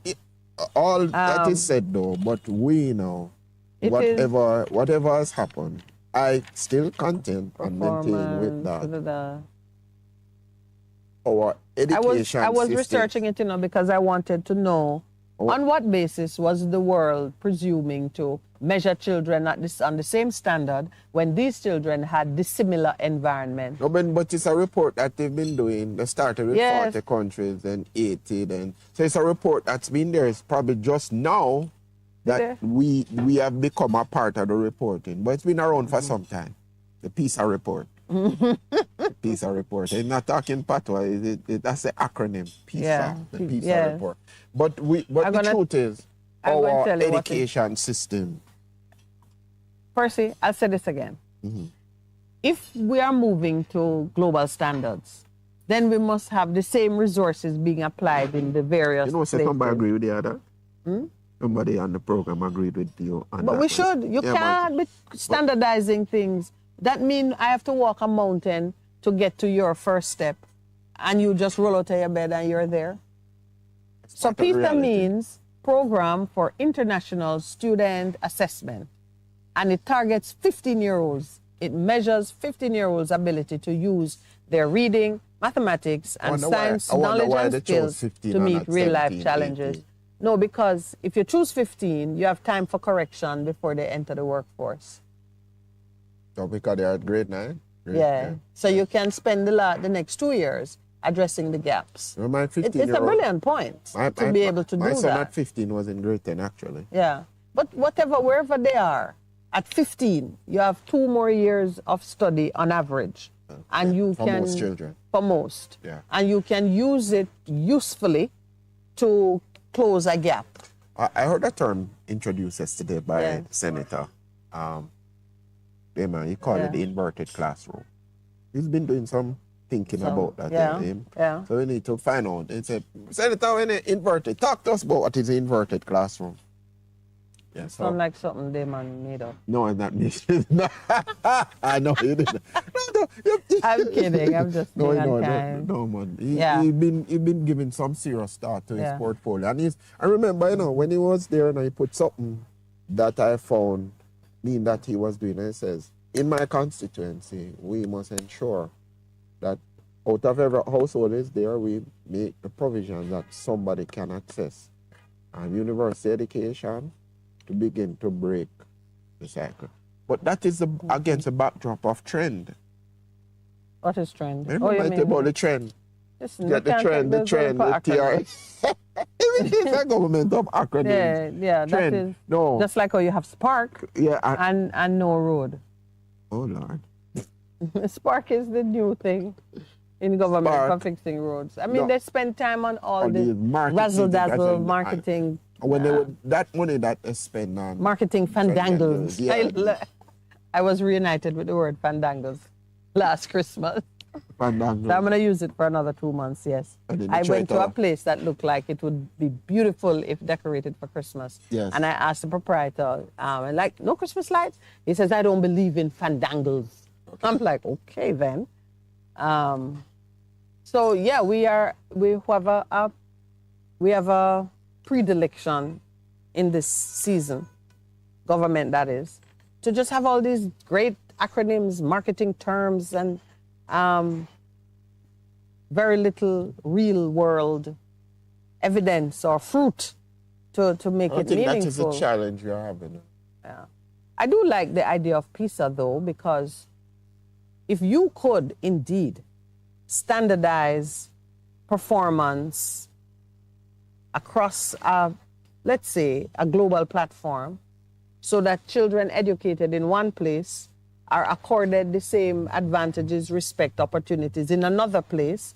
If you remember, like back in the day, I never really knew those days because I didn't have that experience. But someone who went to high school in Jamaica and go to England or Canada or America had to go through a process to be fitted into their system because it was generally understood that the standards were dissimilar.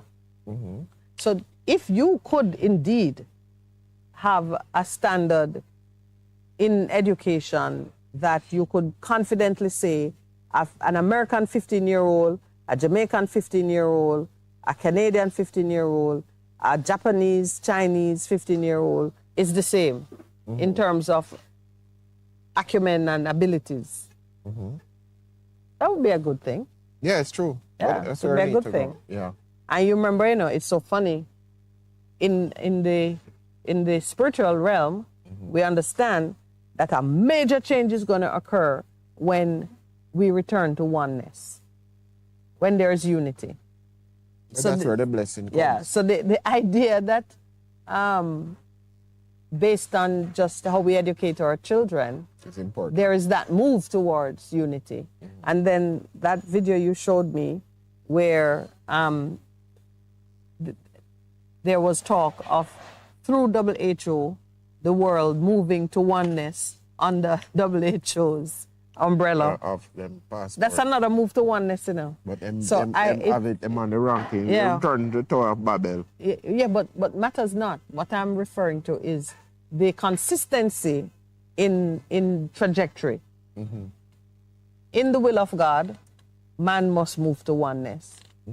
It is Man under his. is trying to achieve the same under their banner, but it really becomes very easy to convert once everybody are moving in the same direction. You think of it. Because the kingdom of God is being ushered in. Now, if the enemy has already lined up everybody in one place, at least we know where to go to find them. I don't think it's a good thing that him don't know the future, but God sees it and has it. Yeah. Because if he knew the future it would be, all right, it's time for a break. He would not have crucified Christ. Absolutely, and he wouldn't be moving people to oneness either. Or this? Yes, we'll be right back. It's our 8 o'clock break. As we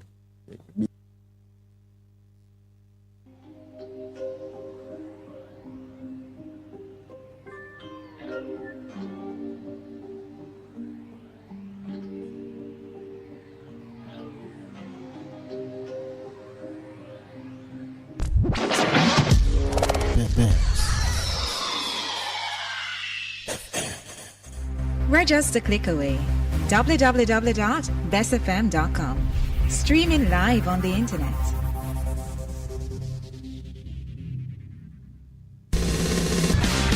You're simply the best. Better than all the rest. Better than anyone. Anyone I ever met. You're simply the best. Best FM 100 on your dial. Keep listening. Hello, I'm Moira Alderson with the BBC News. Investigators at the site of the plane which crashed in Russia on Wednesday say they've found missile fragments, according to the news agency TASS. Russia has claimed that Ukraine was responsible for shooting down the Ilyushin 76 jet and that it was carrying Ukrainian prisoners of war. Here's Paul Moss. Russia said the plane was brought down by missiles. Now it claims bits of missile were discovered at the site. And investigators earlier said they'd found the black box flight recorders, which would show why the military jet plummeted to the ground, killing all on board. But Ukraine hasn't actually denied shooting down the plane. Rather, it insists officials should have been told that it was transporting prisoners of war and to keep the surrounding airspace secure. A senior Russian MP has now claimed the Ukrainians were given a 15-minute warning. Ukraine continues to deny this.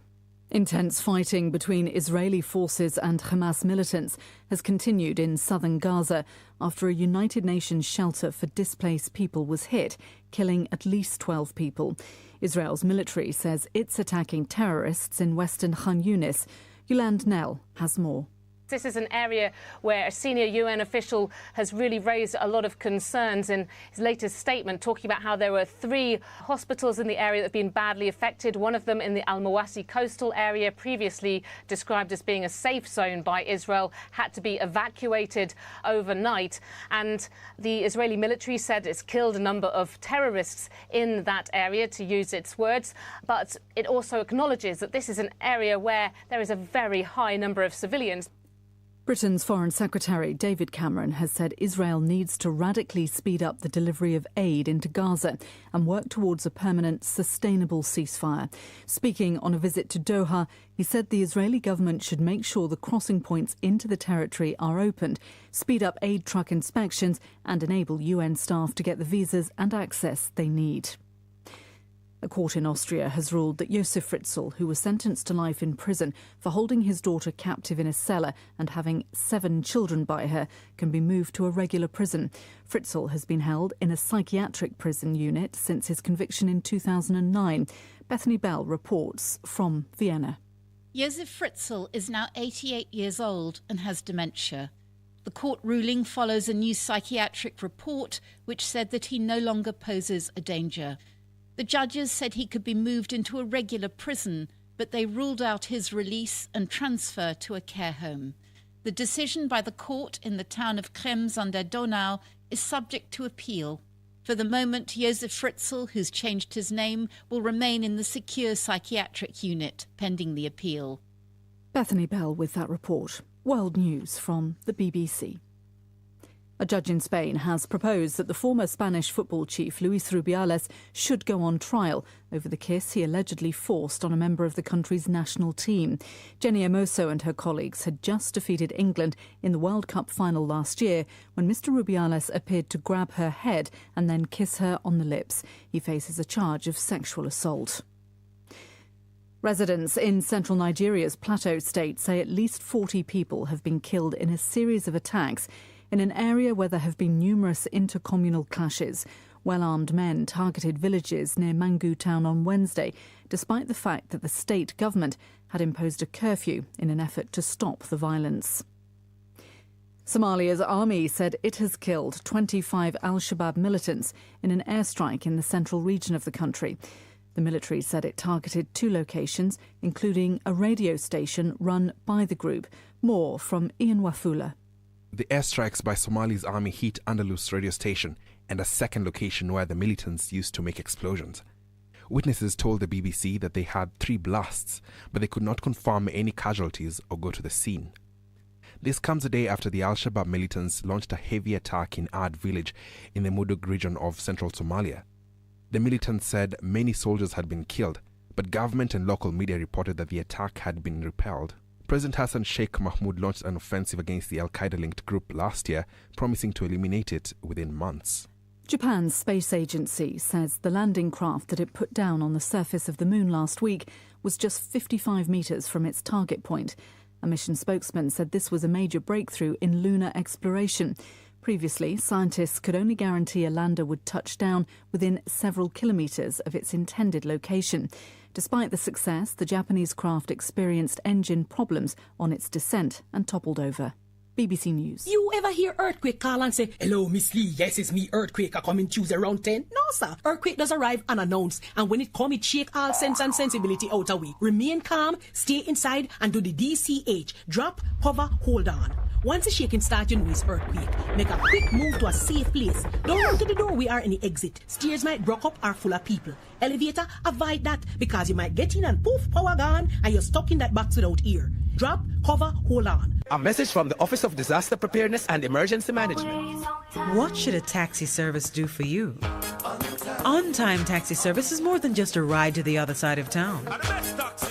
They offer clean and spacious vehicles, reliable service, and promise to always look out for their customers. They'll come when you call and take you where you want to go on time.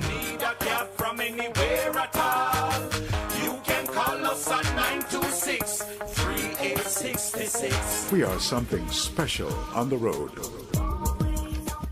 Half a tree, one and drive, half a tree. Bossy, how we do I take taxi star? Jano, I want to tell you, say, 2 months now, my transmission mash up, and I check everybody and can't hear nothing positive. Yeah, hear me? Yeah, waste all that time I shop around and never call the experts. Winters Auto have them. Them have over 35 years of experience and them diagnose the problem and get back your transmission brand new. For them service excellent and efficient. Trust me, man. Yeah, hear me? Call them at 929-7040 or go to them at 106 Maxfield Avenue, Kingston 13 and talk directly to the boss. Just tell them I'm me send you. Wow, you big star. Yeah, man, respect my boss. Yeah, try and call, cause trust me. Winters Auto Spares and Repairs, good afternoon. Ah, what a relief. Do you remember, Jolo? Yeah, man. Well, guess what? I allow it 4 to 6 What? every Friday. Boom shot. On Best 100 FM. Boom shot. You ready? Yeah, man. You ready? Yeah, man. Well, I eat that. I love it. Which part today? Tune in, beloved people. We're there on it. Bless you. Best FM. Go! Go!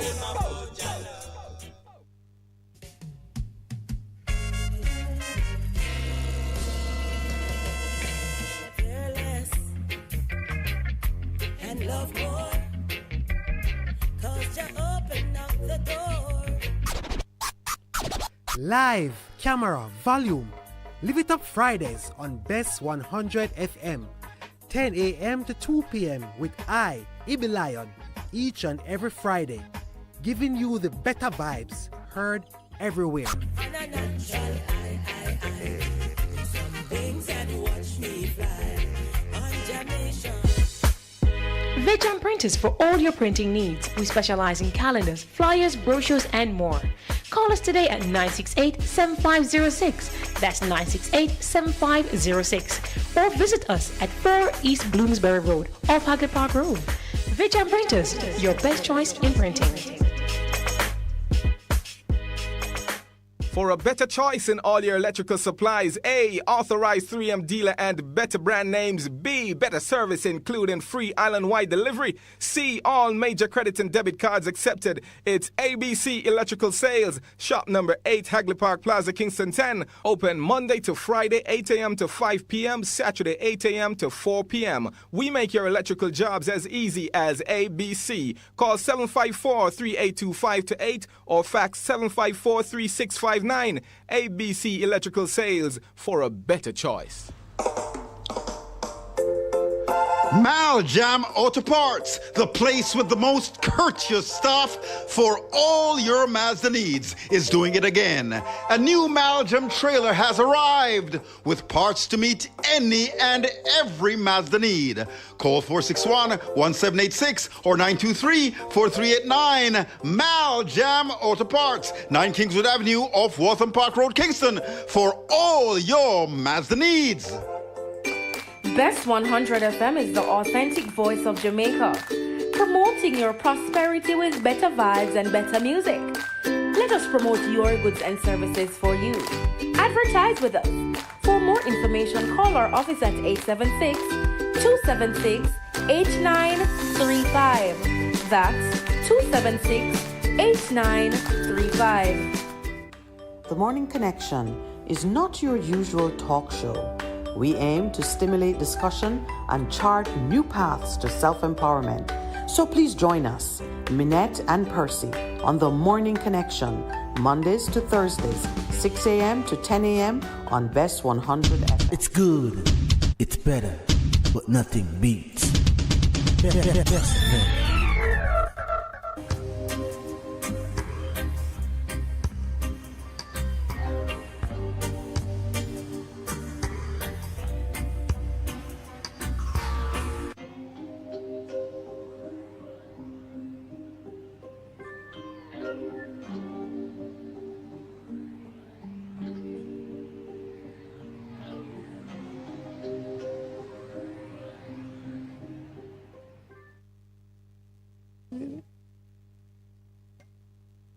Great.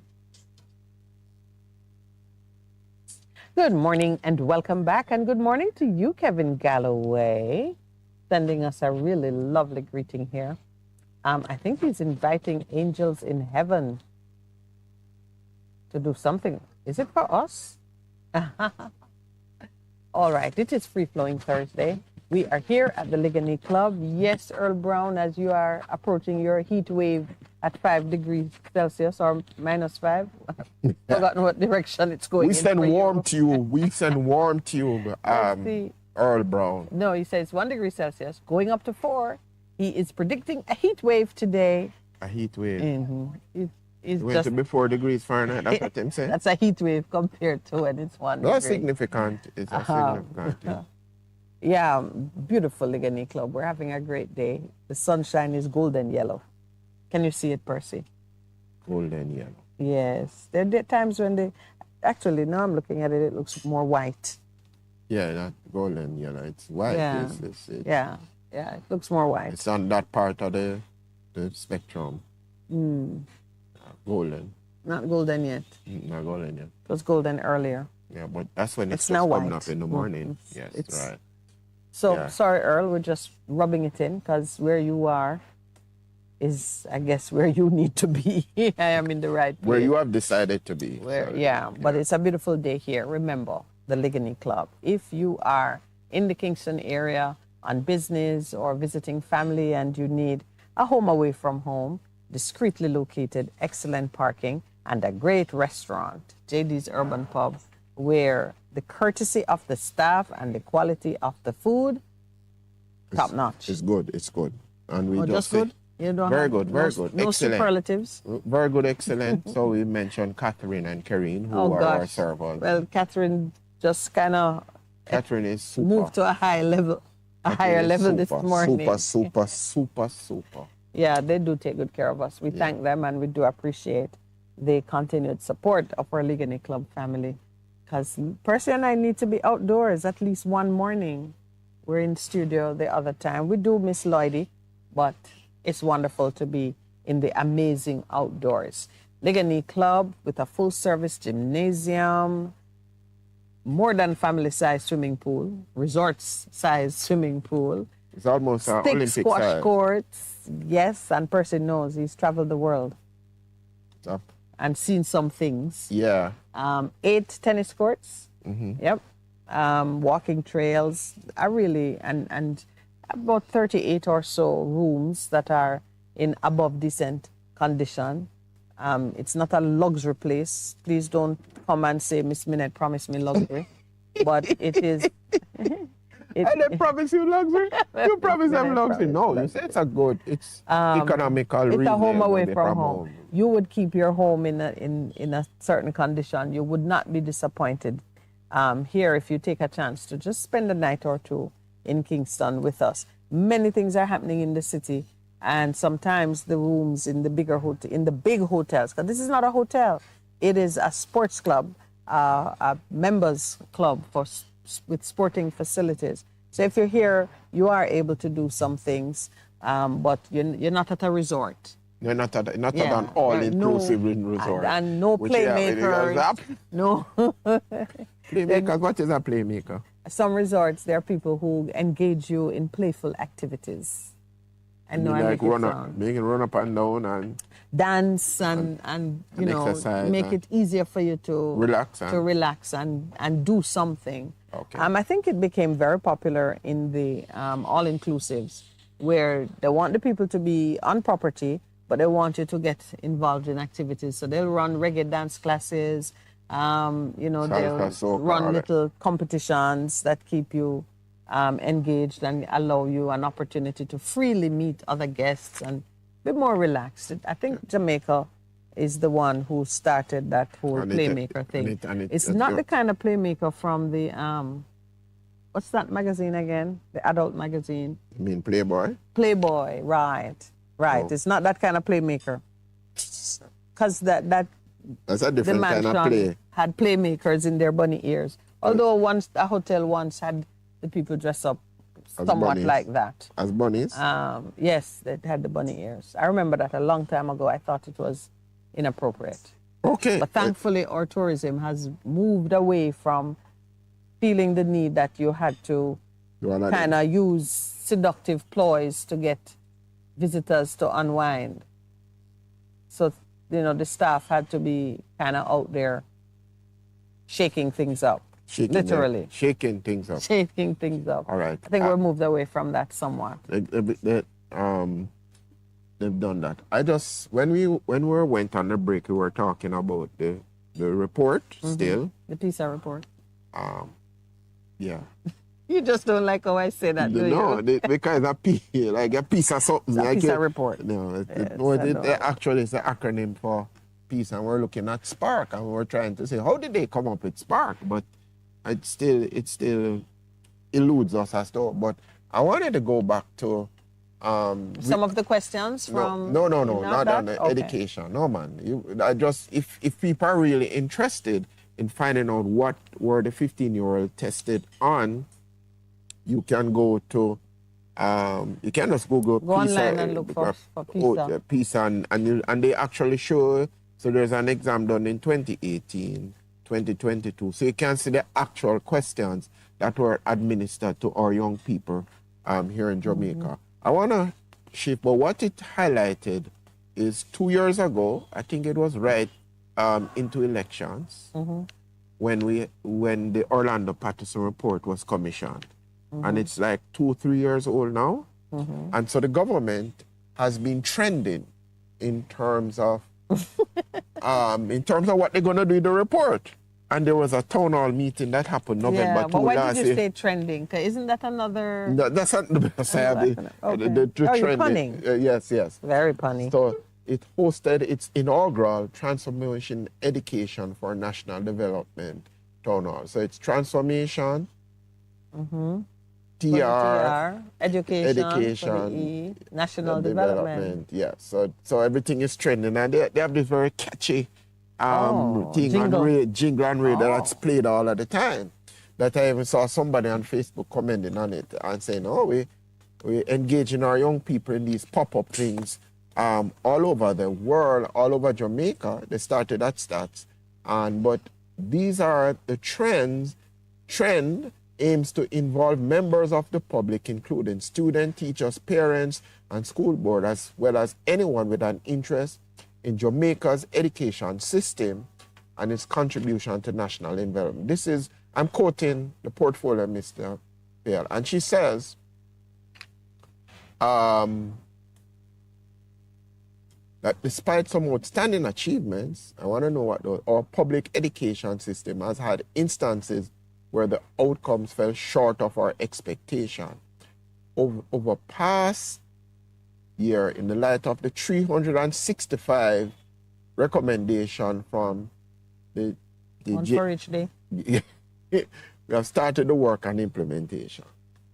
According to the Patterson report, there are 7 pillars of transformation within the education sector. And these are governance, legislation, leadership and administration, early childhood education, curriculum teaching and teacher training, the tertiary sector, technical and vocational education and training, infrastructure and technology and finances. So the pillars, 7 pillars, she says, that are needed to totally transform.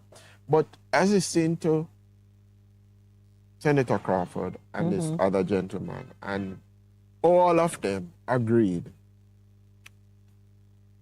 that if we're going to make the change, we have to have the will to get it done. It cannot simply be anymore about PR. Everything is about PR. When we're going to work out the plan to say, this is what we're going to do, and bring everybody to the table. So are you saying that on the matter of education, it's PR. We are doubtful at policy level. We are doubtful that we have the will. The will to get it done. Yeah, but that's what everybody said. Yeah, because if you have had this report for 2 years and the minister has gone to Parliament and said a lot of stuff, I know the minister, and I like her as a person, but we have to do, man. Having been involved in the sector now, man, I remember this, and I remember when I worked as a operations manager. I'm contemplating what is meant by that, Percy. Sorry to keep you at the same place. Usually I'm the one zipping along. But you've you've intrigued me with that comment. Their comment was that they don't see the will to implement what needs to be done. Well, what is meant by the will? Because that's not even one of those things that you need the will for? Will would be an issue. Because you need the will to breathe? No. But you think it's in the same vein? It is in the same vein. But you have children. You have children, you have people. Yeah. It is in the interest of everybody that the nation be productive. Yes. They have to be given skills and they have to know how to navigate certain terrain. All of that is about teaching and coaching and training and so on and so forth. Right.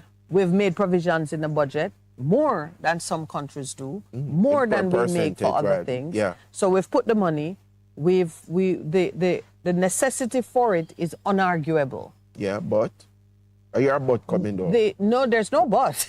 It's a butless question. It's a butless question. No, I don't think it's a matter of will. I think it's a matter of competence and vision. Not a matter of will. And will and vision are different things. I know that. So. Okay, because I see you look at me and like. Okay, yeah. I'm saying. I think that's what it is. I think we're just not in agreement on where we're going and the level to which we want to educate our children, but that we have the will to do it. I don't think it's a question of will. Will to me is fortitude and determination and just making a choice. Serious? Yeah. But what have I missed out with No, me understand what you're saying, but if you have fortitude, determination, and what is the other word they use for will? No, I'm not creating synonyms for will. You're saying those are the components of will. Of a person being willing or a person having the determination to do something. You can have the will to do many things and get none of them done. You don't have the competence. You don't have the competence. And the vision. You don't have the vision. Sometimes you don't have the resources. But we're not there. We have the resources. We have made it available. We have the will. We have the elements to get it done. We have the children. We have schools we're building, we're repairing. We have desks. I think it's competence, Percy. It's competence. All right, let me just... And it's competence and it's vision. You and I have asked, what is the philosophical underpinning of education in Jamaica? What is it? But we haven't determined what that is, because even so the vision is not there. Even when the former JTA when she was here, she says, "What is it?" She asked that question. When I read the policy, as I saw it on the Ministry of Education website, and what I saw is a desire or a plan to educate children to be other people's employees. That's what I saw. Okay. So therefore, then you need will to break from that. To break from that vision that was given to us by the slave master. No, you need a vision. Yeah, what? Yeah, but so the will to break from I don't know what you mean by the will to break from a vision. You need a vision. Will to shift. You need the competence to shift. Oh, you think it's competence? It's competence. Yeah, but we need to be educating our children and our adults, because you have continuing education. That's how the world is now. You have to be continuing. Yes, education never ends. Yeah, to shift. So the idea, like, take our constitution that says you're guaranteed state-funded education up to you tell me it's 13, it's all-age school. Yeah. And that has been there for 60-odd years. And we have not changed it. And we have not changed it. We have no vision. No, but we haven't changed it to say, well, we give them up to 18 now, but we're not in the covenant that we have. Right. So what is that? Competence? We should have had an attorney general and other people who had the competence to look at it and say, no, so we need to change that. And so we're spending our money now this way. But the Constitution don't require that. Don't even authorize it, really. So we can't do it. Yeah, but, anyway, I just said that because... but it is a necessary conversation and dialogue that we need to have if we're going to move forward. And that is aligned up with the whole thing of constitutional reform, because the Constitution is the covenant that ties down That your mindset. vision for the future. I tell you something. So I was giving you this story. So here am I now as a operation manager for a company that was in manufacturing. It was, my staff was predominantly women, but I needed men to be able to operate the machines. Men are always needed. Yeah. Do the heavy lifting. Yeah, the heavy lifting, right. So this young lady, I've got relations with the staff, and somebody said, my friend need a work. I said, oh, we need some more men. And I said, okay. So this young man comes and he applies. So it's a basic application form. Ask him to fill out his name, his age, his sex. This is what got me going. Mm-hmm. Male, female, and so I'm looking back at the application form. He's finished 5 years of secondary education. Mm-hmm. You know what he wrote on the form for sex? Mm-hmm. Missionary? No. Yeah, you're going down. I'm in the right vein, though. You're in the right vein. None? No. Oh, he says once per day, twice on Sundays. Oh, Percy. I know I kid you not, you know. Oh, you give me another church drool. And it says... form is correct. The form is correct. Yes. Mm-hmm. Yeah, it's not gender. Biology is not gender, biology, sex. Yes. So that's how you interpret. Yes.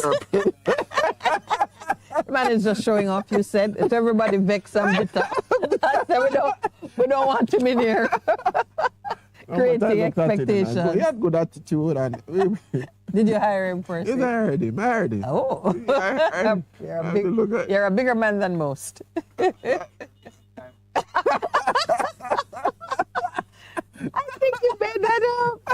Yes, it is. I have to contemplate this one. Oh, all right. It's time for 8:30 break.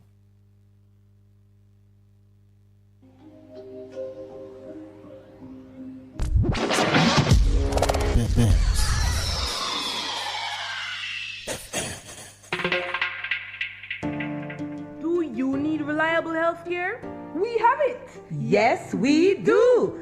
Great George Street Pharmacy. Shop number 897 Great George Street, Savannah, Lamar, Westmoreland. Opening hours, Mondays to Saturdays, 8:30 a.m. to 6 p.m. Call us at 876-603-7372 or WhatsApp us at 876-205-0499. Yes, we have reliable health care for you at Great George Street Pharmacy, Savannah, Lamar.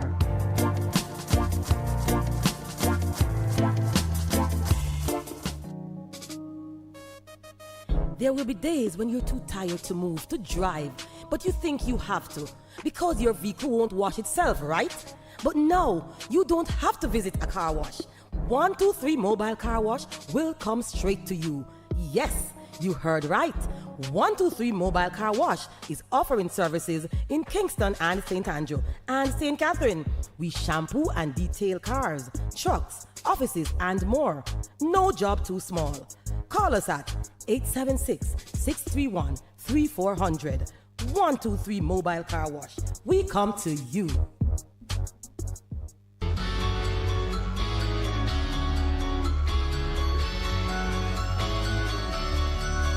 For discussions on health and education, inspiring interviews, surprise giveaways, your favorite songs, tune in to Bess 100 FM this and every Sunday at 11:30 to 12 noon. It's Distinction 411, your weekly college magazine program hosted by James and the Distinction family. Catch you on Sunday.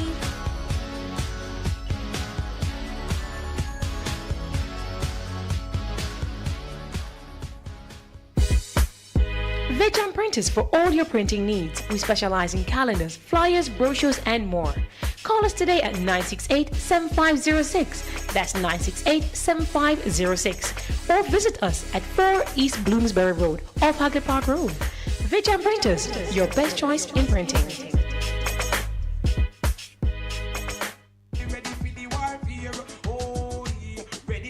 Yes, Jamaica and the world. You want us back? We are back.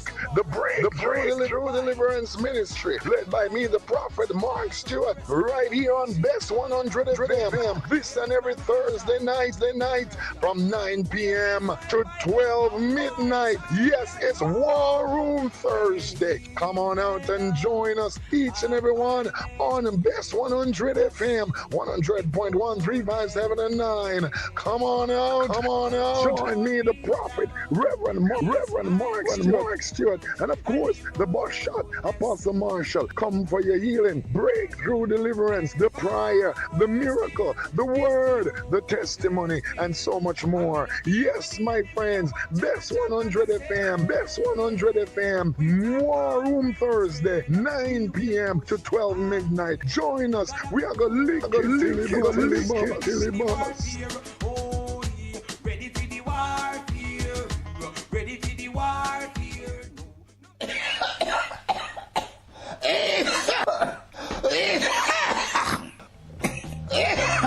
That no sound healthy at all. Get healthy, my friends. Stay balanced. Tune into this station, Best FM 100, every Saturday morning, 8 o'clock to 9, for this wonderful program, Your Health Today, with me, Dr. Clarion Palmer. Yes, get healthy. Stay balanced. Best FM 100, Saturday morning, 8 o'clock, with me, Dr. P. Get healthy. This Valentine's season, come celebrate love at Love in the Gardens, Sunday, February 11th at Palm Drive Hope Gardens with R&B sensation Freddie Jackson, Sanchez, Elaine, Island Keys, and Ramon Watson. Music by V-Power of Stone Love and ZJ Vibes. Get tickets in Kingston at Devonborn Rubis, Consumer Pharmacy, Armbands Plus, Natrans Fashion, Venus Pharmacy Portmore, Needs Auto Service Mandeville, Red House Pharmacy Ocho Rios, GP Mart Maypen, and Scotches Fairview Mobay. More info online at loveinthegardens.com. It's good, it's better, but nothing beats.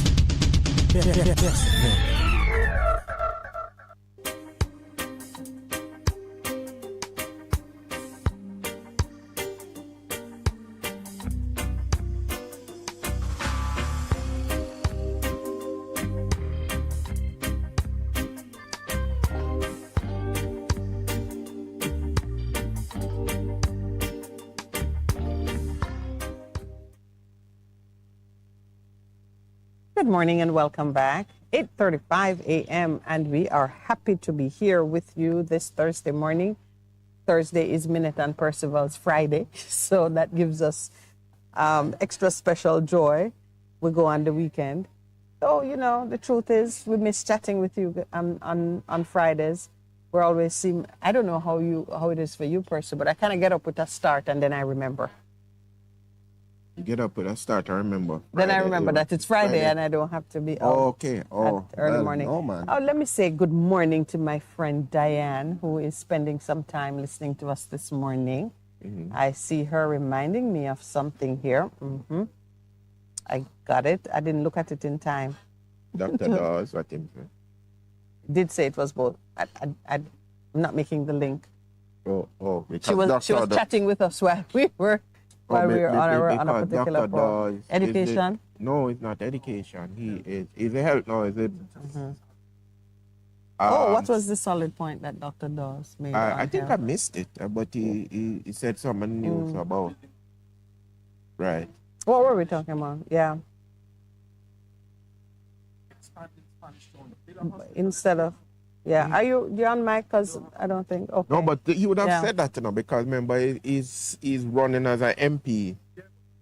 No, beyond that, he understands what is necessary on the ground. Because he's been a medical doctor and a consultant. So he knows what the needs are. Yeah. Spanish Town. But Yeah, but they're not things, man. You know the thing. And when I whistleblow and say, I tell you, no, so no, this is no extortion thing, not in common thing. Yeah, but that's not the big issue. That's not the big issue, no. But it's and so because because they have a lot of grounds there, that is just It's a lot of land. No, lot of land that you don't have to work through because, you know, I spent a significant portion of my life in Spanish Town. Them shouldn't put nothing else in that place. Them need to fix the place properly. I need to fix it. Sure, man. Oh, Lord have mercy. I went to the markets, the whole thing is, and guess what has happened to Spanish Town? They have made so many housing developments out of Spanish Town that the traffic is horrendous right throughout the whole day. There is no time that you get to Spanish Town that you get at ease. Well, I used to be what's in the morning? When people are moving out or those heading to work. Yeah. And everybody from the So Sidnams and the new housing does schemes. Does the highway help with any of that? It has helped. If you never have the bypass is not a bypass anymore. That's the first thing. And the highway helps in terms of the traffic. So you come up Old Harbour Road, because a lot of new schemes are on that stretch going out. Because remember a lot of the sugar lands. Remember the thing with our very wonderful friend who got how many acres to do agriculture, and then there was a big thing last year in terms of trying to wait. That's the plan, you know. You wait. And people not monitoring what they're doing, and then they go for a change of the use of land from agriculture to something else. It shall not be. It will not be. But the whole thing of Spanish Town, it need to be fixed, man. The streets are narrow, crowded. It's an old city. Was the first capital. Well, need to fix up, man. And the two gangs that still run Spanish Town, one other clansman, or the splinter things that have come off, right? One of the things that I noticed and really impressed me when I visited China, on one of the occasions we went to China, because the state has control of the land, the state can clear an area and rebuild it. Yeah, you mentioned that previously. Yes. Yeah.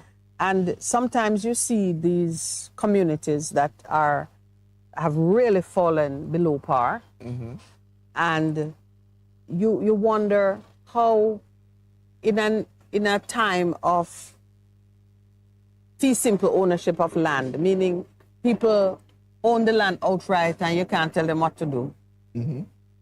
I kind of wonder how Jamaica is going to decisively and intentionally shift some of these communities from the state of decay that they are in and just create something new. You'd really need a vision for that. It might mean buying up the land from the people who are in the areas that absolutely need renewal and fixing it. It might mean regulations that come into play. Yeah, you're just being like one of those hecklers who throw mud at the speaker, throw them off their game when you say NEPA in the midst of this. But NEPA is one of them. The truth is, it's not really NEPA, because NEPA comes in after policy is set and regulations are in place. That's when they come in.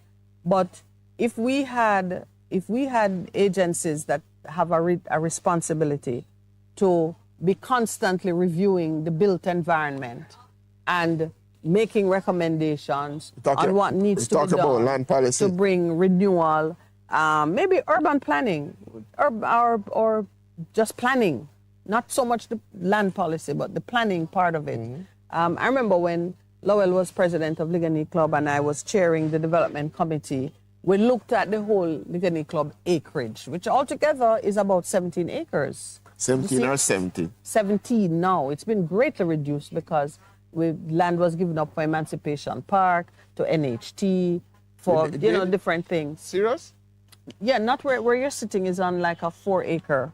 Oh, so I mean that side. There's 6 acres somewhere else, and across all the road, together, right? It's true. Yeah, so altogether it's about 17 acres.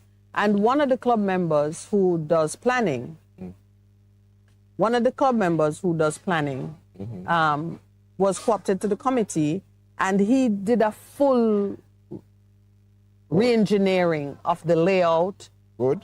Yeah, for this property, alone, to say, okay, if we want to put houses there, how the roads should flow, what other amenities would need to be in place. And yes, because as a club member, it's his land too. Excellent. Well, need more of that. We didn't ultimately get to do anything with that, but it's still here should the club decide to do it.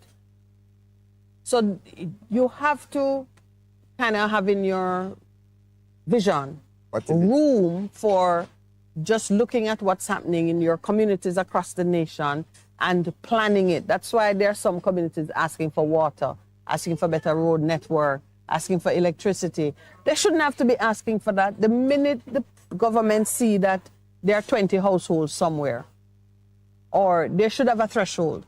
If we see communities being established of a certain density of population, automatically they qualify for this, that. If I were I'm in agreement a part with you, of it. and I'm not showing. You're not heckling me. I'm not heckling you, but you know that a lot of our towns, Mhm. like if you go to Spanish Town, there's planning there in terms of the center with the courthouse, with all the things Yes, that are because there. Because those people planning, and it's the same thing that you see in Latin American countries. If you Yeah, go the say- population has just exceeded Right. the capacity of the built environment, and instead of stripping it down to bare bones and building again based on the actual size, or maybe you'll say, I need to give people an incentive to move out of certain areas and move into other areas because I need to free up the space now to have It's called more vision. road. It's vision. It's called vision. The same thing that I So say let's not support afflict us in education. Right. So give us vision, lest we perish. Perish, and we're that's gonna perish. international. Because when you think about Montego Bay. Montego Bay is a prime example of lack of planning. Because remember, after slavery, you see a lot of towns, I wanted to make the point that when we were emancipated, and you see a lot of these communities, we took to the hills. And stay far from Buckmaster and the magistrate. Yeah. But beyond that, who could still plug us. And then over time, yeah. It's 10 So houses, and so there's no real planning. And when you hear people complain, they want water and road. No, there was no planning happening. Yeah. The people them just get free, and then because they then go on. But remember that on one occasion when we had, I think we had JPS here, and we were talking about what it takes to get electricity to certain places. And whoever was here, I don't remember who was our guest on the occasion, but they were saying that given the rate of return and the investment profile, it will never happen. It will never happen. There is nothing in the planning and the economic framework that could justify them going up there, so it's better that people come down. Mm-hmm. Yeah, so those are some of the realities. But there's another country I wanted to, I remember the first time I went to Spain, and make it sound like I go plenty time, I never go plenty time. I went, yes, let's be modest. When I went to Spain, I went into a shopping area in like the old city where no motor vehicles were allowed. That happened in Foot Cuba. traffic Happened only. in Cuba. Well, Cuba is built along Spanish dimensions. Yeah, so it's true. You just stop. But you it's pack your car outside and walk. The area had, the density in the area was such that so the whole area was cobbled, and they had the things that you use to stop traffic from breaching, and a huge area in Seville. Foot traffic only. Yeah, man. I saw it in Cuba. Spanish Town may need that. Yeah. Is what I'm saying. When you have traffic kind of overwhelming the movement of people. I'm just thinking of Spanish Town and knowing the ins and outs and have the old parts of Spanish Town. And you go into Spanish Town and you see remnants of buildings that used to be there, and you're going, okay. They need to restore them, but them just let them out. Because that is a part of the heritage. The heritage. Tourism. So even like Spanish Town, it's possible, given the antiquity of the buildings there and so on. Remember, Pat Green, when she came on the program, she spoke about getting a grant to restore Spanish Town in terms of the Nelson Memorial and all of those things were disgraced. And it has gone right back Well, down I again. don't know if anybody want the Nelson Memorial restored. No, it's because part of the heritage. Lord Nelson, they did topple fame statue in Yeah, but in I'm England. saying, whatever they have Jamaica done, not the going to give him wokeism, better. yeah, but it is...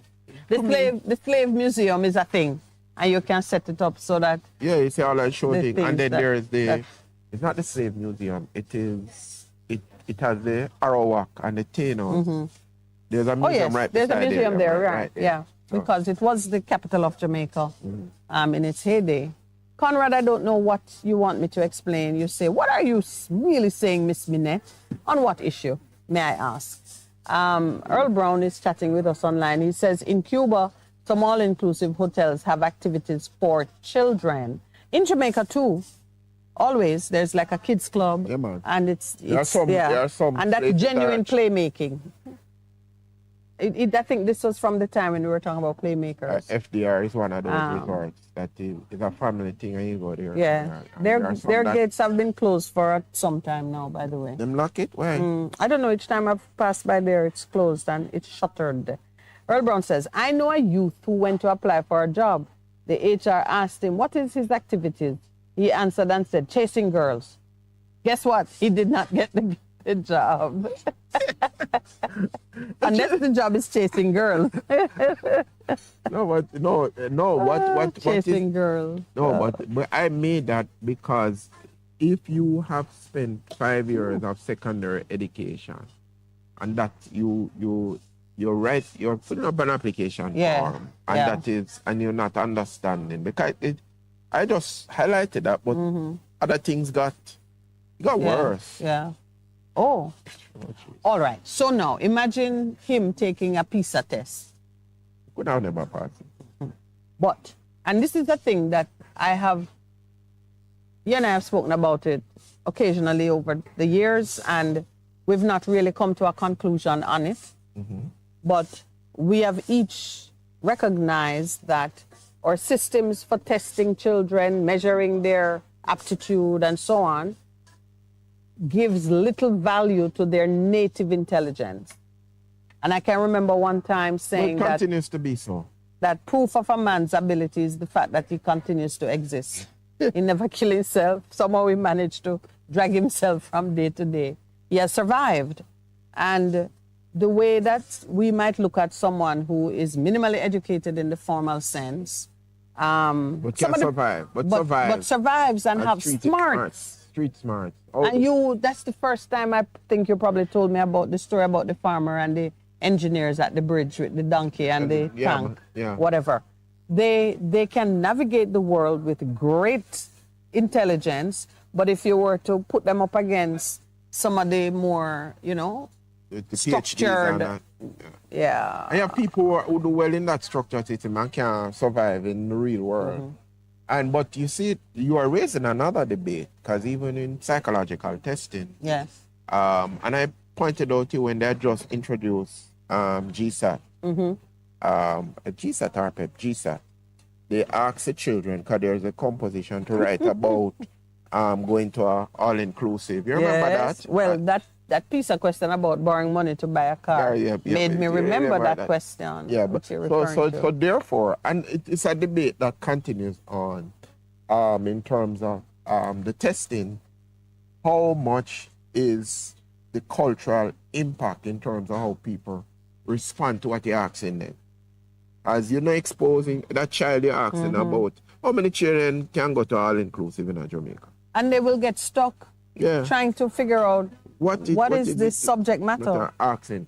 So therefore, in terms of testing, it has to be culturally sensitive in terms of what is there. And Very well said, sir. It's a debate that has been going on in psychology for the last 50 years. All right. And it's a debate that PISA has clearly ignored, because PISA set one question and asked everybody. Now, the truth of the matter is you can't say you're testing people on a comparative scale, but you're asking them culturally sensitive questions.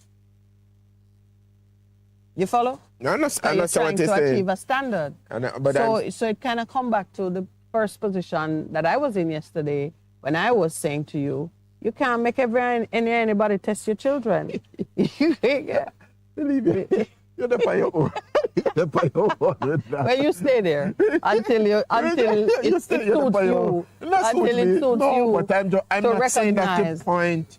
Remember, we agreed. I said that is true. But I'm also saying, on the other side of that, though, how do we prepare our children? So let me bring you back to vision. Do you just prepare general? There's no broad spectrum preparation beyond a certain level. You prepare against vision. What do I want to see? What's the harvest I'm seeking? If you want a harvest of corn, you do not go and just throw a bunch of seeds and hope for corn. You gotta plant corn. And you've got to do it. You have to put in the necessary inputs to get the harvest. That's good for corn. Right. So, all right. We have so the vision. Right. Okay. So now we can start. Because you and I would then say, okay, we're shifting Jamaica. Like years ago when I was doing policy work in, government in an advisory capacity, we spoke of and saw the opportunity for Jamaica to become a BPO capital. No, not a BPO capital. Because that's what happens now when you have vision, You then go for the symptom and the nitty-gritty instead of the global picture. We saw Jamaica using technology to operate more in the area of intellectual property and the creation of value through using your brain. Vale, Ade.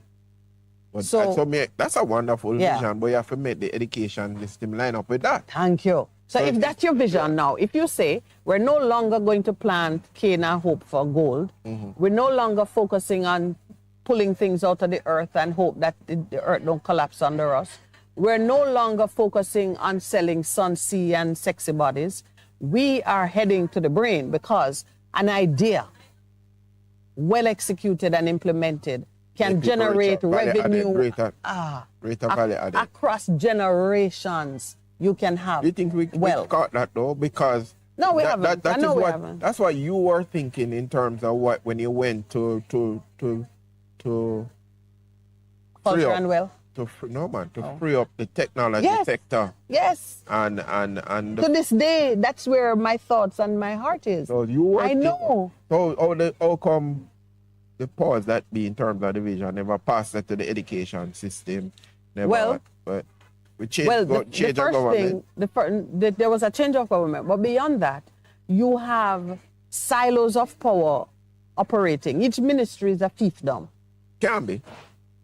Or not to be. It is. Well, that's the actuality. Yeah. So that is why when it says we the run cabinet things makes over a here, decision. so then Prime Minister P.J. Patterson had initiated this join-up cabinet thing, which was meant to bridge that gap. Right. That and you sit as a cabinet, and it is still being used. You sit as a cabinet, and it would mean, therefore, that you are making decisions collectively. So when you hear my vision, because the education ministry is a support ministry. Yeah. When it hears what production, finance is a support ministry. Finance has become like the lead ministry. It's not supposed to be a lead ministry. After you have created your vision, you say to the finance man, now put the money in place to fund it. Isn't that how you operate your committees when you're working in a corporate structure? Mm-hmm. But many people, because they hold the purse strings, believe that them run things. Because if they say we don't have money for that, the vision dry up. Yeah, but in the upside down world. No, we joke about it, no, but that's the reality. Yeah. Because, okay, all right. Let's go back to 2011 to 2015 when the world had that major meltdown. And we went to the IMF. The IMF said to you, all right, you need to do all of these in order to get support for your thing, which is a hard reality. And we never passed one test. We never passed one diggy test. Should I get a piece of test? We never passed one diggy test. All right, so we never passed, and people kept speaking things. And people said, but that is not the reality. So the government changed. I recall I was with with Portia, and she was talking, and she said, I had to go hands and knees Give Jamaica a chance. To Obama say, all right, to IMF, I will talk to Jamaica because of what she did. And because of what she did, the doors open up and we went through draconian measures to realign our thing and set it up. Government change. Yes, because the draconian measures, somebody had to be blamed for it. Right. And we pay the policy. People have very short memories in this country, you know, in terms of, but I guess because I'm a student of history and politics, I understand and do that now. So when you hear people say, oh, we never have economy, but me say, but people say, no, remember what Ali Shah did do. Yes. Because that division was I recall he fell ill. Yeah. And he was missing the exam. Yeah, but I recall that we had to do that. That was the vision. Pull everything now you set up. And now we see it being like the TF fund, like I see these monies that was set apart to move the education system that, well, I mean, you see what vision, it's so important vision is, and you join up and people are there now seeking to grab everything what them can get. No, think about the long term, think about the, not my children, but my grandchildren. Next that's generation. That's what vision really is about. And not because you have the money string, you're going to say, oh, you can't do that. It dry up. Your ideas die there. I've been through, I've seen government go through budget rounds where the call goes out to send in your plans and so on and so forth. And I see people work hard and put together plans that make sense, and it dies at finance. You're not going away. You don't go away. And I hear, even in today's reality, you hear the mayor and the parish council people saying, we get the same money to clean, to do more work. It doesn't matter what we put in for. There is an amount earmarked, and you're getting no more, no less. Sometimes you might even get less. And that is why corruption is such a serious thing, you know. Yeah, because when you take 5% of your budget through that, which in 2019... when you are hamstrung like that, it creates a great incentive for people to become creative in getting money out of the system and getting people to do things and so on and so forth. So you create your own obstacles when that is how you flow. But I was making the point that a finance ministry is a support ministry. And I agree with you. It's not a driver. In Jamaica, it's a driver. Education is a support ministry.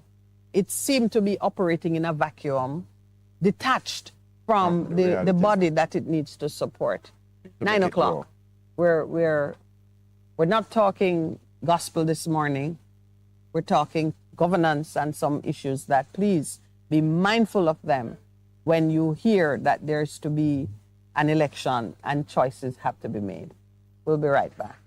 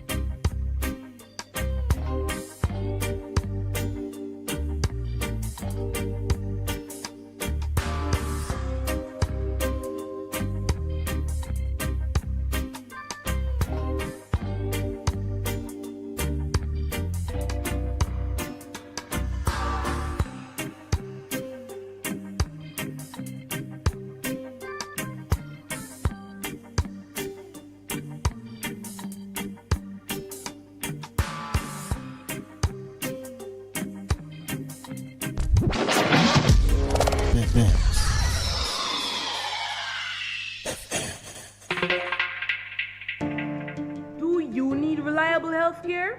We have it! Yes, we do! Great George Street Pharmacy. Shop number 897 Great George Street, Savannah, Lamar, Westmoreland. Opening hours, Mondays to Saturdays, 8:30 a.m. to 6 p.m. Call us at 876-603-7372 or WhatsApp us at 876-205-0499. Yes, we have reliable health care for you at Great George Street Pharmacy, Savannah, Lamar.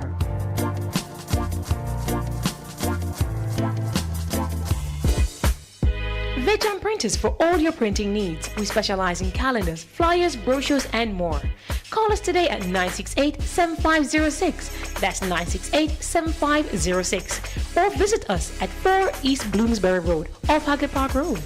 Veg Printers, your best choice in printing. For a better choice in all your electrical supplies, A, authorized 3M dealer and better brand names. B, better service including free island-wide delivery. C, all major credit and debit cards accepted. It's ABC Electrical Sales. Shop number 8, Hagley Park Plaza, Kingston 10. Open Monday to Friday, 8 a.m. to 5 p.m., Saturday, 8 a.m. to 4 p.m. We make your electrical jobs as easy as ABC. Call 754-382-528 or fax 754-3659.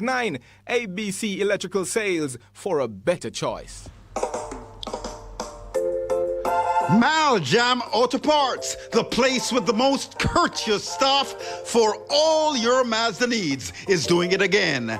A new Maljam trailer has arrived with parts to meet any and every Mazda need.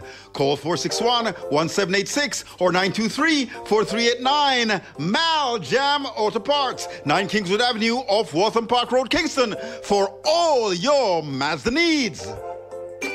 Best 100 FM is the authentic voice of Jamaica, promoting your prosperity with better vibes and better music. Let us promote your goods and services for you. Advertise with us.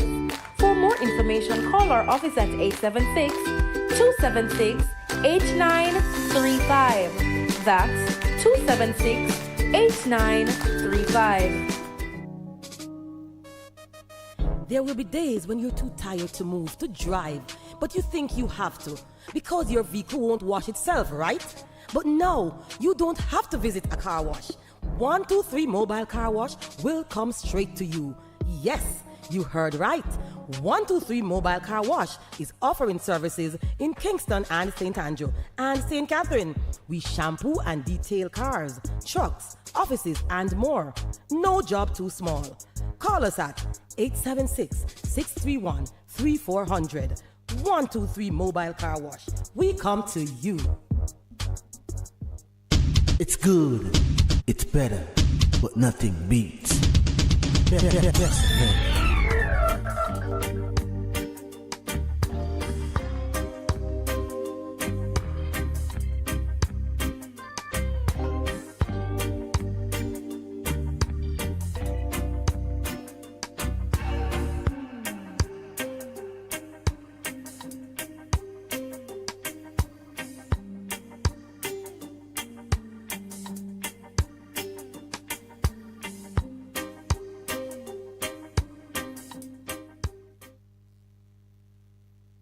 Welcome back. 9:05 a.m. The only thing missing from the morning is you, because normally you would call us. This time we'd be chatting it up.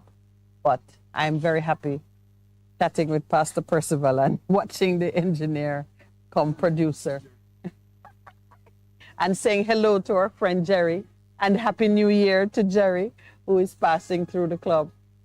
Producer, you should remember your initiative of grabbing a member and making them sit with us. Oh, Lord. Yeah, just No, be a but- friend passing through. Yeah, but we were... Earl Brown has asked a question of you, Pastor Percival. What am I saying now? He says, why restore colonial slave master statue? But the answer came. Which the best, one? The best, Bevin. No, we Bevin, don't. Bevin, so must keep the best of the heritage. And then It's she a have part of- best in quotes, and she has LOL at the end. Yeah, but it's true. I'm not one, you see? We put it in a museum. We don't put it in a... Remember, you know, that in the days of the Great Wars, when you were triumphant in claiming anything, you put a statue in the town square, and that was a celebratory move. When you are simply marking a place in history, you put it in a museum. Yeah, so So we need to put it in a museum. Just like how they have the museum with the different artifacts of slavery. You know, the shackles and the so on. know. It should be right there. Yeah, but it for me it is there, and it reminds you of why you must not do that again. In the town square, it's not a hanging. A hanging where they leave the corpse in the town square is a reminder of why you don't do that again. Oh, so you're in agreement with... No, I'm not. I think the day you hang somebody in the town square, oh my Lord, the precious tourists that we love so much would flee. Will not come back. Will not come back. And the ones that come, we should be very concerned. The ones who come to see the spectacle of black men and women being hung in the town square, especially young boys, since that's when it came up. The ones who would come to see that, you should be careful of them. And I was reading something, Black American history. Yeah. It was quite the thing to be present at a lynching, Yeah, and they were done publicly. It was a part of their sick recreational activities. Yeah. And it was a big deal to get some kind of memento from such an occasion. Yeah. A scrap of the clothing or a piece of the person, because apparently they would then fall on the corpse and share it up. But you know, when a country or when a people descend to that kind of a thing where it becomes sport, it was sport. It was sport for them. Mm-hmm. Or I was reading this morning in Judges. Remember we spoke about the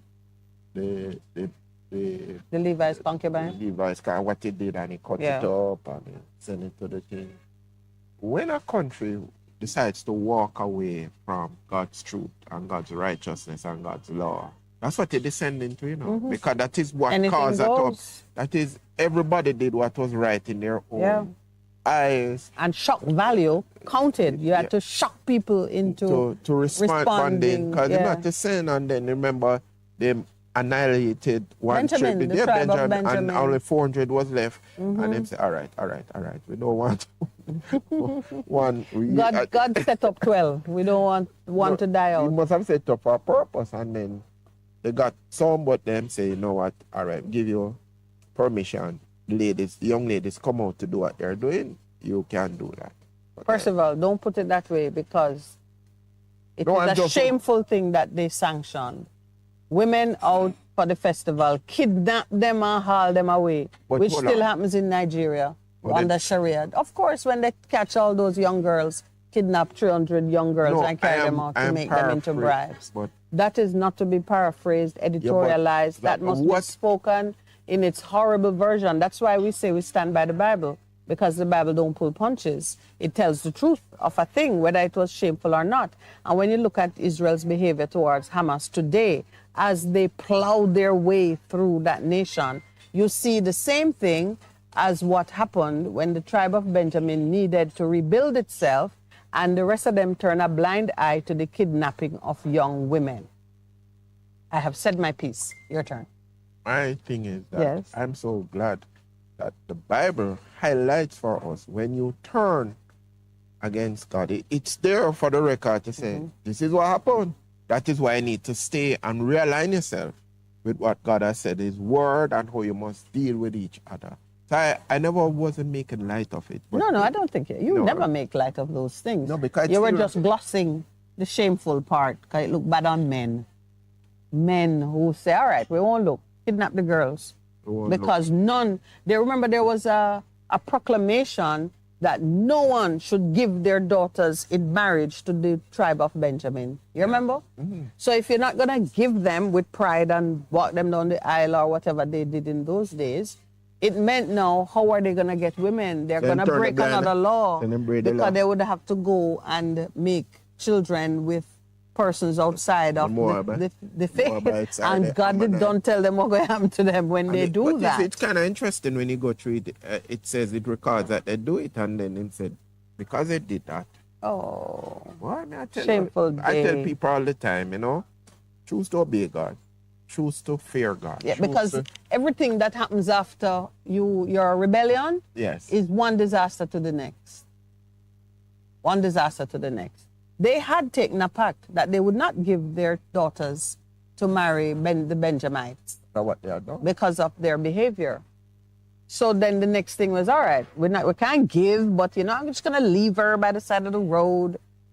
You leave her by the side of the road? I want to leave by the side of the road. No, they went to a festival. That was, and while which came about because of Jephthah. The Benjamites came and captured their young girls and took them off. Oh, Jesus. Maybe the girls knew. Maybe they said, all right, listen now. And those who went to the festival knew that you're going to end up in the land of Benjamin. There's a strong possibility that you might be kidnapped. When you go and carry all your things, because you might not come back, who knows? You might not. What I like about people cuss the Bible, yes, and say, but God, you've intrigued me with this for discussion. Those things to be spoken about, because it says that is how man. What happens to man when he walks away from what God has said, in terms of how you must live and how you must speak. And we cannot forget, what are the principles that we can draw from it in terms of where we are as a people. When man just tell lie say. When man just plot and scheme for plot and mean scheme to justify and end by the things that they do. The word of God says to us that when you sow, be not deceived, God is not one. You're going to get a tree after the seed that you have planted. Yeah. So there's a young woman, I don't know if she's left Jamaica yet. It is the United States emissary to, she speaks on inclusivity for people with disabilities. A young woman who was blind from the age of 7. Yeah. And today it's reported in the newspaper that she has made it her mission to spread the word concerning just making sure that people with disabilities are catered for in policy in every area. Yeah. I do like her mission. And she was speaking to journalists about this very issue. Second page. Her name is Sarah Minkara. Minkara. Yeah. Yeah. I meant to raise it with you because I know that you have a special heart for the disabled and that you work in that area. Yeah, and I just think it's brilliant that this conversation is opened up. Of course, she was speaking to journalists and whatever the strategy is, she's advocating for a more sympathetic tone in the coverage of news and I guess getting a bigger spotlight on the plight of the disabled. Well, I can say, because it is close to me. I don't know that it's close to you. A child with a disability. I just said that it's close to you. No, it's close to me. So clearly I know that it's close to you. Let me just put it out there. I've served for the last 20 Are you running years. for office, Percival? No, I'm not running. So why are you putting it out there? No, but I'm close to the community because I serve on their board. That's what I mean. Okay. Yeah, that's what I mean. I thought you were declaring a conflict of interest. No conflict of interest. But I've seen what has happened in terms of, especially with persons who are deaf and hard of hearing. And please don't tell them say they are hearing impaired. They hate it. I mean, don't tell the people who are deaf and that them impaired. Because it means there's something wrong with them. And they say, no, they don't like it. When you talk to them in the community, I'm not impaired. Because impaired means there's something wrong with you. That's like what's the word we used to use that people even, there's a word we used to use to refer to persons with disabilities. We used to call them... Otherwise able? No, it was a pejorative term. Like you'd say they're deformed or... Oh! I've forgotten the word. We always had to be schooled away from it. So don't refer to persons in that way. I've even forgotten what word it was. But it's defining a person through what we would say then is a deformity. Yeah. So I understand what you're saying. They don't like to be called. They say we're not impaired. We're just deaf and hard of hearing. Impairment is for accounting. Yeah. It is true, but not for people. Yeah, but it took us a long time. Yeah. To pass a bill and it took us 10 years to add the regulations. Remember last year, February, we were talking. It was 10 or 14. Don't shave off anything. No, what I'm saying. But it is unfortunate. And yet, it's only now in recent time because the disabilities now mean that a lot of companies, to their credit, like the NCBs, they are training their people in sign language. They've gone out of their way to do that a lot in their somebody. So that's addressing the challenge for inclusivity. Yeah. What this lady's advocacy was on the issue of erasing the long-held perception that persons with disabilities are to be pitied. No. They're charity cases. No, they're not. The goal, she says, is for society to look beyond their particular challenges and see their potential for contributing to and enriching communities in which they live and work. Disability inclusion is still a big challenge because society still sees us from a point of charity, pity, a burden, said She's been Minkara. blind from 7. Blind from the age of 7. Amazing. So I wonder how the media sees. Yes, thank you, my brother. Invalids, that is the word. Invalid. Yeah, we used to call people invalid. Yeah. You remember? Yeah, man. I mean, even when I read it at first, thank you, brother. And hail up, how are you? Still in New York? Has your brother come home yet? Billy? Still in New York. What's the weather like, man? Give us a shout. Yes, that is his brother. His social media name. Yes, Okay. that's Congo Billy. Okay. We miss you in Jamaica. But thank you, that's the word. We used to call people invalid. No, even the word invalid, it's something valid and then it's not valid. I mean, a human being, my pastor liked to say, God did not make a dustbin for men. There's no man that is useless. No matter how you see the person come and you're thinking, what on earth will that person accomplish? Just wait. Give them the love, the support, the opportunities that they need, and like any other child, they can produce. But they produce what is uniquely set for them. This is kind of like one of the amazing things for me, that each one of us that comes here, God has said something for us to do. No matter how we arrive, and people might say, this one, God did not do right by him or her. This one come with things. Invalid, we used to call people invalid. And they're not invalid. We don't do that anymore. But I turned to that, Percival, because I was drawn to, one, the call for inclusion. And I mean, persons with disabilities, yes, inclusivity is something that brings an end to the isolation of persons where society is so structured that there's no room for them. Clearly, those persons with disabilities may suffer a particular type of isolation that it would be debilitating to the spirit. But it's the same for people who are aged. The elderly can become isolated and just left out. Yeah, and you know, as you talk about it, I have cried as a father. Yeah.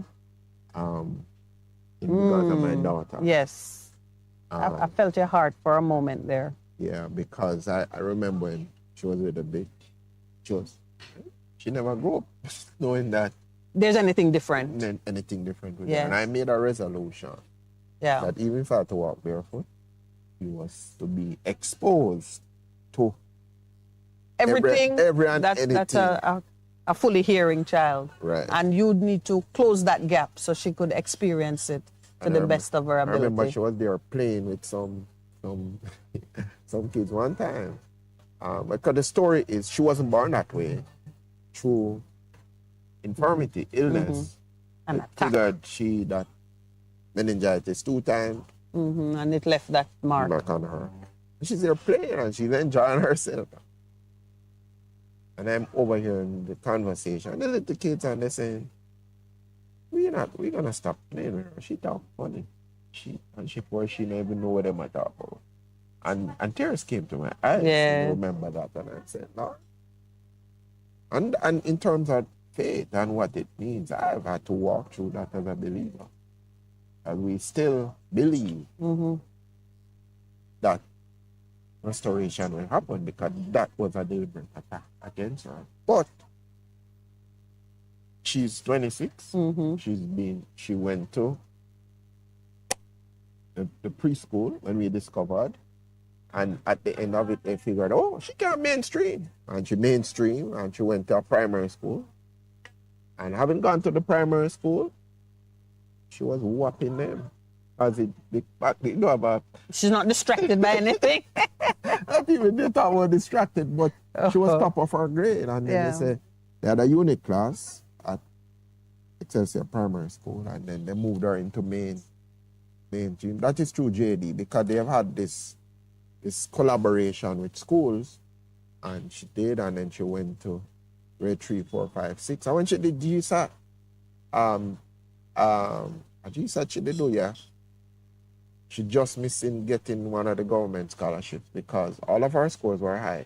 But you know that it helps with your communication skills. Mm-hmm.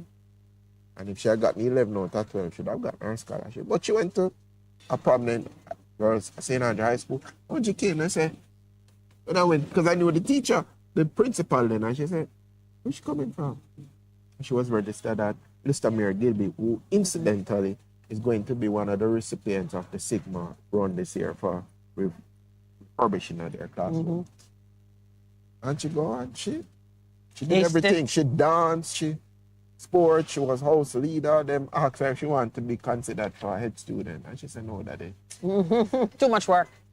She went on to university and she won a U Open scholarship and she graduated. But you know what you're saying, speaking of your daughter's experience, is a beautiful testimony that inclusivity works. It works, because she was not sidelined into some place for, but then of course, the level of... parental support, that's a major thing. Yeah. Parents, and that has a challenge because you know what I used to do? I used to go to children's hospital, and they would have a special clinic when they are testing. They do it's a special test to see what is happening, and we had to do it. Is our auditory nerve damage, and they do that, so they put them to sleep. I go and talk to parents and encourage them. I say it's not a death sentence for you or the child. And a lot of people struggle with that because here it is. It was our firstborn. All right? She was our first. And a lot of people have this thing for your child and they say, oh my God. And they just drop their hand. So there's the day. The grief to the depression. And I just encourage them. And I've seen people pick it up and run. And sometimes the cost to close the gap and to build inclusivity is more than some parents can manage, and in that case, state resources can be a blessing. I recognize it, so that's why I have all of these schools. So this young lady coming and saying that inclusivity is an important thing for disabled persons should prompt not just journalists to write and speak in a more sympathetic tone or understanding tone, but it should also prompt government to build the infrastructure and make resources available. And they're doing it because in Ministry of Education, there's a unit that just works with children with disabilities, work with the school for the blind. So we soon see that harvest. Yeah, man, basically. Because what they have had to do, and thumbs up to the university, they know in terms of Jamaica Sign Language, there's an alphabet and all of the things that work with it. So I've seen the major movements in terms of what God has done. Before we take the break, I want to, and I don't mean the break is close, but we have like 4 minutes for me to... talk about women. Talk about your women. To talk about what the men did to the women. Oh, Lord have mercy. All right, so remember we're talking about the Benjamites. For the Bible, the Bible enthusiasts who like to have the argument lined up right, just go to Judges chapter 21 and see how the issue was addressed, the conspiracy and who the victims were. The men of Israel had taken an oath. Not one of us will give his daughter in marriage to a Benjamite. Now, you understand that? You know, and oaths are serious. Oaths are serious to them, and it's like take a vow. Absolutely. And then what happened to, they gave them a chance to, they saw what they did and said, oh, no, come on, man, you can't do this. What is this? And them said, no, we're going to fight, So the man them say, all right, we are fighting. We have 400,000, we only have 20. 11 gets one. Yeah. So we are going to show now. The Benjamites are the left-handed tribe. Yeah, no? My people. Yeah, they are your people. Are my people. I'm left-handed. No, I'm not defend their behavior. Anyway, so having taken this vow, they now can break their vow, and when they realize the effect of their vow is that the tribe might die out, because just to all those who are rabid about birth control and minimizing how many children, your tribe might die out. So they saw that the tribe might die out. They sat before God until evening, raising their voices and weeping bitterly. Lord God of Israel, they cried, why has this happened to Israel? Why should one tribe be missing from Israel today? The next day, they built an altar, they presented their offerings, and wow. That big story now. They grieved. They were grieving for the tribe of Benjamin. After they know what them one tribe cut off from Israel. How can we provide wives for those who are left, since we have taken an oath by the Lord not to give them any of our daughters in marriage? Then they asked, whichever tribe was missing, whichever clan, which of the tribes of Israel failed to assemble, they discovered that no one from Jabesh Gilead had come to the camp. But when they counted the people, they found that none of the people were there. So, wow. Oh my. I know. They went and wiped them out, kill every male, every woman who is not a virgin. And say, all right, the women that are left. And they found 400 young women who were pure. Took them to the camp. Oh my God, this is shameful. Took them to the camp at Shiloh in Canaan. Then they sent an offering of peace to the Benjamites, and they were given the women who had been spared.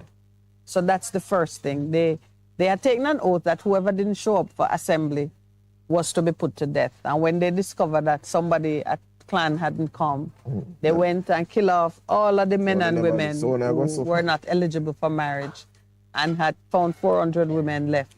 And they gave them. And it is instructive. Like women are a commodity. That is not God's will for our response. But you see, when you walk away, all of these things happen, and then you have to do something. You start to use your own imagination. This is another which is what has happened. Moment of such, yeah. They now are trying to figure out how to get wives for the men. Wow. How to get wives for the men, and we go to the break on that. Yes. Anybody out there wanting to get a wife, that is not an example how you get a wife. Yeah. They instructed the Benjamites to hide in the vineyards and watch. And when the young women came out to join in the dancing, rush from the vineyards, each of you seize one of them to be your wife. He's a minute. Oh, Jesus. Let's take the break.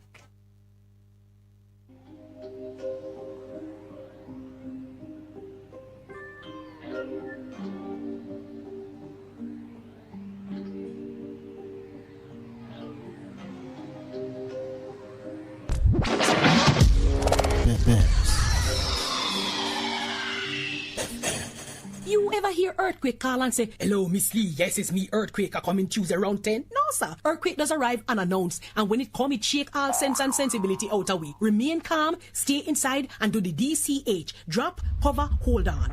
Once the shaking starts, you know it's earthquake. Make a quick move to a safe place. Don't run to the door, we are in the exit. Stairs might broke up or full of people. Elevator, avoid that, because you might get in and poof, power gone, and you're stuck in that box without ear. Drop, cover, hold on. A message from the Office of Disaster Preparedness and Emergency Management. What should a taxi service do for you?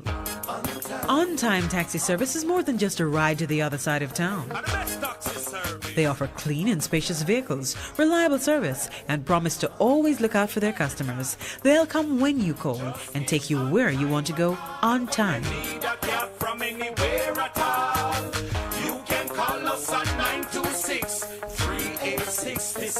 We are something special on the road. Half a tree, one and drive, half a tree. Bossy, how you do I take taxi star? Jano, I want to tell you, say, 2 months now, my transmission mash up, and I check everybody and can't hear nothing positive. Yeah, hear me? You waste all that time I shop around and never call the experts. Winters Auto have them. Them have over 35 years of experience and them diagnose the problem and get back your transmission brand new. For them service excellent and efficient. Trust me, man. You hear me? Call them at 929-7040 or go to them at 106 Maxfield Avenue, Kingston 13 and talk directly to the boss. Just tell them I'm me, send you. Wow, you big star. Yeah, man, respect my boss. Yeah, try calling her, cause trust me. Waiters Auto Spares and Repairs, good afternoon. Ah, what a relief. Do you remember Jollo? Yeah, man. Well, guess what? I allow it 4 to 6 What? every Friday. Boom shot. On Best 100 FM. Boom shot. You ready? Yeah, man. You ready? Yeah, man. Well, I eat that. I love it. Which part today? Tune in, beloved people. We're there on it. Bless you. Best FM. Go! Go!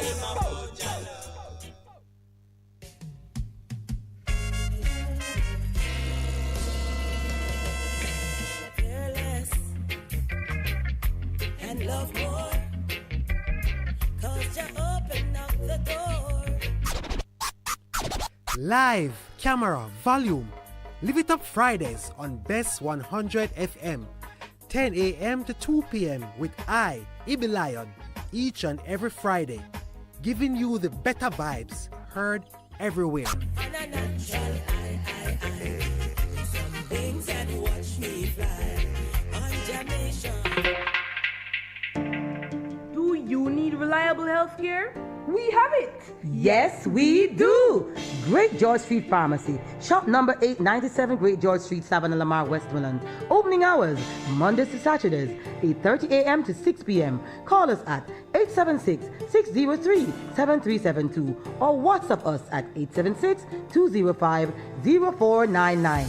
Yes, we have reliable health care for you at Great George Street Pharmacy, Savannah, Lamar.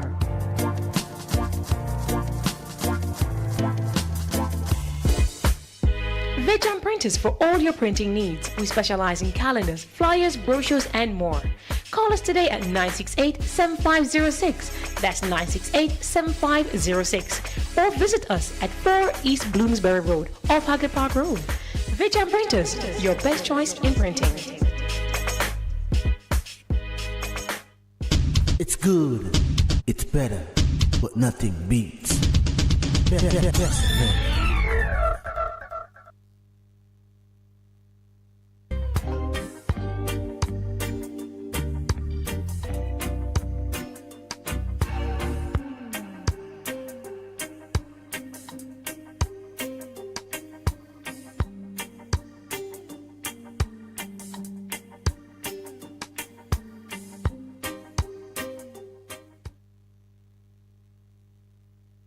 Home stretch? All right. Welcome back. It's now 9:35 a.m. We are in the final run on this free-flowing Thursday. And Percy and I flowed in a whole new direction during the break. No, I not leave it really. up to him No, if he not wants really. to bring it in. But as we were talking about the plight of disabled persons and wanting to see inclusivity and change the thinking concerning those who we might say are vulnerable. Although now, I don't know, do they like being described as vulnerable? Not like, but do they Vulnerable recognize that they are I don't know. a part of they're just saying those who require special care? They're just saying. But wouldn't it be in the same thing with children, elderly, disabled? Yes. Because vulnerable communities, because of what are the context they live in and the issues risks that they face. that they- correct, yeah. in that way. In that way, I mean it. But, so we're talking about those members of our society for whom we must take special care to ensure that they're not left behind, they're not isolated, that they are included. And somehow, I don't remember how we got to the Benjamin. You were saying, what happens to a society or a nation when they depart from the established God-centered way? Rules and boundaries, how you Right. operate, how you What love happens God, how you there? fear God, yeah. And so the tribe of Benjamin came up because their outrageous behavior in the time of the judges singled them out for, I say, a kind of annihilation. Annihilation because their fellow tribes reacted so strongly to what they were doing. But you know what was fascinating when you read the account of what Conte did? So here is this traveler. Levi. He was a Levi with his concubine. Mm-hmm. And he was traveling and he went back for him concubine and come. I love why you're using the word concubine. No, but that's why the word they use, concubine. I know, but this is a woman who he took in marriage, but she was not of his tribe. And because she's not of his tribe, she can't be called wife. But it was his woman, bona fide, that him love. And she left and go home angry and go leave back home, and him hunt her down and go back to the father, and the father said leave, and then him finally leave. And he's traveling, and in traveling he stops in this place in the city. Night catch him in the town. No, but what happened though, if somebody, their hospitality should be so that if you see somebody in the city, you invite them and him go, and it's this old man. It's an old man. No one invited him but for an old man. And him go, old man take him in. And then, this is amazing. Yeah, it's a Sodom and Gomorrah type. It is I was reading, I said, the men, the young men, the rabble rosers come and say, we want the man. And the man said, no, can you imagine? Well, you're reminding me of the first atrocity that poor woman was offered up. Yeah, it was No, this is a shameful thing. No, so you can't do this to the man. And we have a woman here, she's alive and them say, is the woman and his daughter. And them say, no. And then he pushed her out. Because he wasn't going to be wanted to be sodomized. So he pushed her out. And then them sodomized her the whole night because it looked like they abused her, left her for dead. And she crawled to the doorway. And the man, she crawled, and then he said, when he found her the morning, she was as dead, as good as dead, and he put her on his donkey and carried her home. And then chapter 12. So she obviously died on the way, or she was already dead. And then sent her part to all of the tribe and said, see what happened? This is what happened. And that is what prompted them. They said, we have never seen this in all of our time. Now, what had they seen? The piece of dead body coming to them? Yeah. Or the whole story of it? I don't know if it was the whole story, but just the piece of the body. And said, no. And then said, no, man, who did this? And then they went after Benjamin. So my question is, I think it's the whole story. Them never know say that caused offense. Never know say they're not supposed to do them thing. Man do what is right in his own eyes. And it prompted it, and them say no. And they go to them and I say, guys, no what to do. And them I say, lick them chest and say, only come defend this. As most Jamaican man, we are defend this. And look what happened to them. Annihilation. Wow. But then the 10 tribes come to their senses and say, but we can't make one tribe. The 12, 11, we can't let one tribe die out. So they contrived, no, they didn't contrive. They had taken an oath that anybody who didn't show up for the assembly was to be killed. And they went to the town, kill off all the men and the married women and the children, but the girls who were wife material, they took them and gave them to the Benjamites. So women, like commodities. And that was not enough. I think they were shot by about 200. Then they want to go tell them to go. Hang out by the festival, hide in the bush. And when the girls come out for their own time of dancing and celebration, so they instructed the Benjamites, saying, go and hide in the vineyards and watch. When the young women of Shiloh come out to join in the dancing, rush from the vineyards, and each of you seize one of them to be your wife. Then return to the land of Benjamin. When their fathers or brothers complain to us, we will say to them, do us the favor of helping them, because we did not get wives for them during the war. You will not be guilty of breaking your oath because you did not give your daughters to them. So you see the appearance of keeping, you subject your own children. Please understand that when scripture says that if you do certain things to your daughters and your children, there's a consequence on the nation. We in Jamaica doing the equivalent of just leaving our girls or women out there to become like a stand-in for what men ought to be doing, the provision you ought to make for your family. You're now taking it because your son or your daughter is in scamming, or your daughter is with a wealthy man who you turn a blind eye to where the money come from. Those behaviors by adults, the ones, the elders, bring curse on your nation. And that's how we have brought a lot of curse on our nation by some of the things we have done, the innocent blood that has been shed, the way that we treat elders, the way that we treat disabilities, the way that we treat our children. It's coming back for us. And I think that is a principle that emerges out of this when we decide to disalign ourselves, is there such a word, from what God has established as to we how have we some must unaligned states. Yes, yeah. So God you says, come out of this is alignment. what happens. Because you have done this, this is what happens to you. So All a right, lot of the things that we see. So Taki is asking, why couldn't the Benjamin tribe marry their own in those days? Or was it the rule to marry out of the tribe to the women of another, or vice versa, as in the case of the 12 tribes of Israel? We should have gone earlier to show him that in the war against the Benjamites, they wipe out everybody. And these who have survived had run away. They ran away. You can read it in Judges 20, 21. Yeah. Because they went in and cleared the field. They wiped out everybody. Like 26,000, 25,000 males were killed, and then they go into the towns and they went after the women too. So, and those guys, the 400 run away. I run them run away. Yeah, they only survived because they ran. Yeah. And then, So it's unfortunate.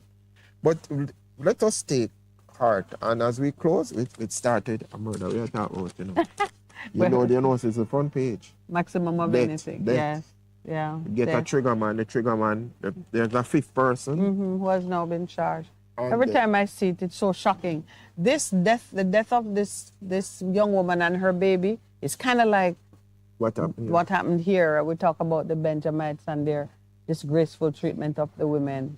Yeah, and then of course they found the taxi man guilty of killing Shanika Gray.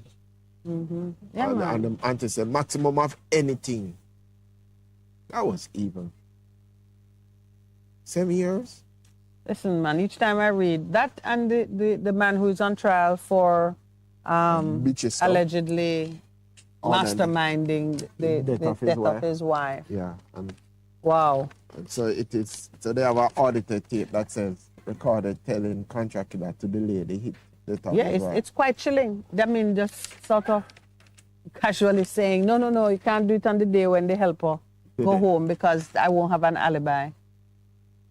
So you can see it is premeditated. Of course it's premeditated. And if he has to explain why he needs an alibi, it's going to be an interesting... And then, of course, this is unfortunate. The young man who died yesterday, swimming in the thing. And it says, he was just looking for love. Parents, it's a very interesting... Wake up. He wasn't swimming looking for love. No. It's a very curious and emotional type of headline they have with it, because apparently this child was special. One thing they say here, he went to swim in a part of the coastal area that doesn't have any signage, and apparently is a deceptive looking area, piece of beach, because they say others, including adults, have died there. And if you read it, Percy, you'll see that 3 of them went swimming. They got into difficulties. This young man helped the other 2 to safety. And then died. And died. Didn't have enough energy. And he didn't have a shirt on, they said. So when they were trying to grab him, slipped away. And so he gave up his life for the other 2 people too. I think he's found love, if you understand how God works. What it is, yeah. Yeah. 2, 3 of them, and he helped the other 2. He helped the other 2 to safety, and lost his life in the process. That's not an unusual thing, that the persons who do the rescue run out of energy. And the water saps your energy, especially if it's cold water. Yeah.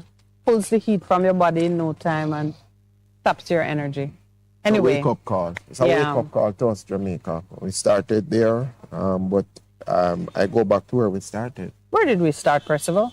Carousel. Yeah, Carousel in the news. No, they can know that. We spent a good bit of time talking about the whole carousel something. What is unfolding, and we trying to understand how the law works. I'll be coming more data. Probably I'll go back and study law now as a old man. You're loving it. You know, interestingly, that for me, I must think that's what I want to do first. Yes, and I wanted to do this first. Medicine. Oh. Yeah, I was in mass communication. Was my great love. Okay, well, he does what he needs to do. Yeah. In our life. So, this is our Friday. Yes. This is our Friday. This is our Friday. This is our Friday. So you know, Billy's in Canada. I thought Billy was in the U.S. Okay, well, he's making the rounds. So as you start your weekend, I leave you this. Don't worry about anything. Instead, pray about everything. Tell God what you need and thank Him for all He has done. Then you'll experience God's peace, which exceeds anything we can understand. His peace will guard your heart and your mind as you live in Christ Jesus. Amen. Bless you. Thank you. Have a great weekend, everyone. And thank you on air and online for keeping our company.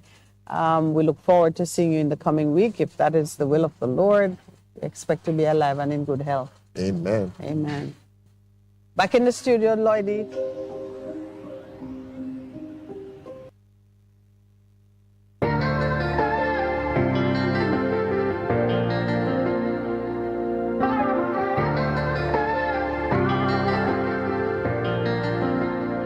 Nation I just faith with a little bit of hope. Some things that people do me how I want to judge I know. And we still a stay up.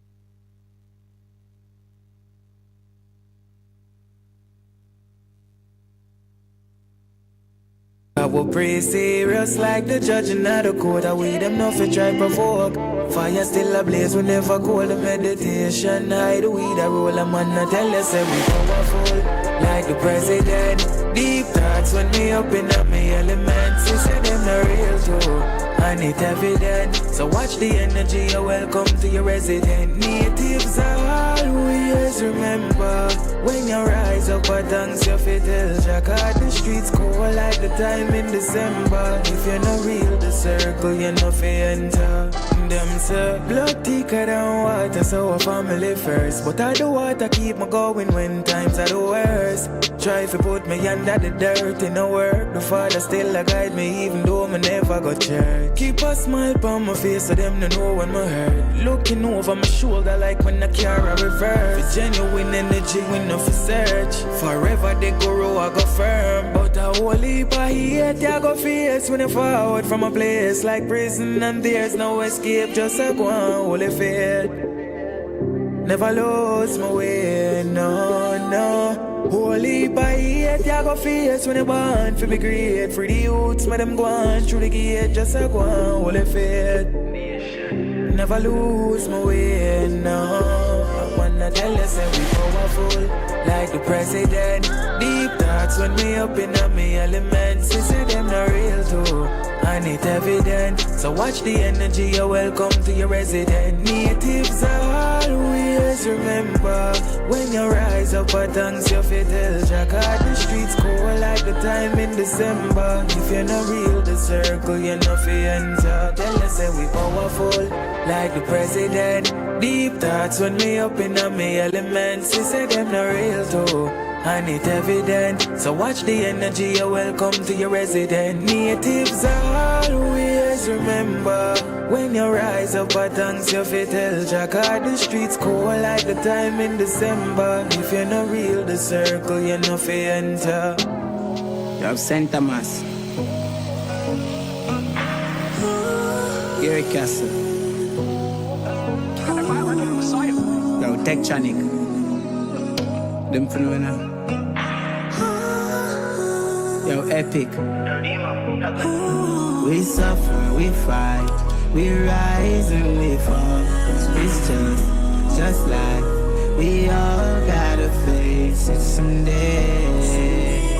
There is beauty in the struggle, you've made it. There is in the success just the same. Yeah, this a fact from me notice. Shout out to the dogs I'm grow with. The road rough when me walk, but me don't slip. Me show level when me heart can't hold it. Never give up no matter what go around me. Me hold me one and when me dark and lonely. But there is nothing that me pass and judge me. Because me learn to move on. We suffer, we fight, we rise and we fall. It's just life. We all gotta face it someday. There is beauty in the struggle, you made it. Ugliness in the success, just the same. There is beauty in the struggle, you name it. Ooh. So fight for what can bring you the changes. But there's ugliness in the success, just the same. All the love we show can leave us with pain. Me a start from nothing, so me no care what all one grudge me. No matter what me work hard, can't hungry. I beg say them no know salt and dumpling. That's why me do me thing calm and humble. Me never trip, me not fall nor stumble. Me a somebody we walk pan broke foot. Anything at all me want do, I meet up to. Me a somebody we can't feel. Just look, trust me, obstacle can't stay. It must move, enough day in a me pathway. Me just prove but love day in a me heart straight. And a blood me find beauty in a the struggle. Fit up every piece, it's in a the puzzle. Me now wait, me a do it before me get all. Cause my pitney fi a do better than me even do all. We suffer, we fight, we rise and we fall. It's just like we all gotta face it someday. There is beauty in the struggle, you've made it. Ugliness in the success, just the same. There is beauty in the struggle, you name it. Ooh. So fight for what can bring you the changes. But there's ugliness in the success, just the same. All the love we show can leave us with pain.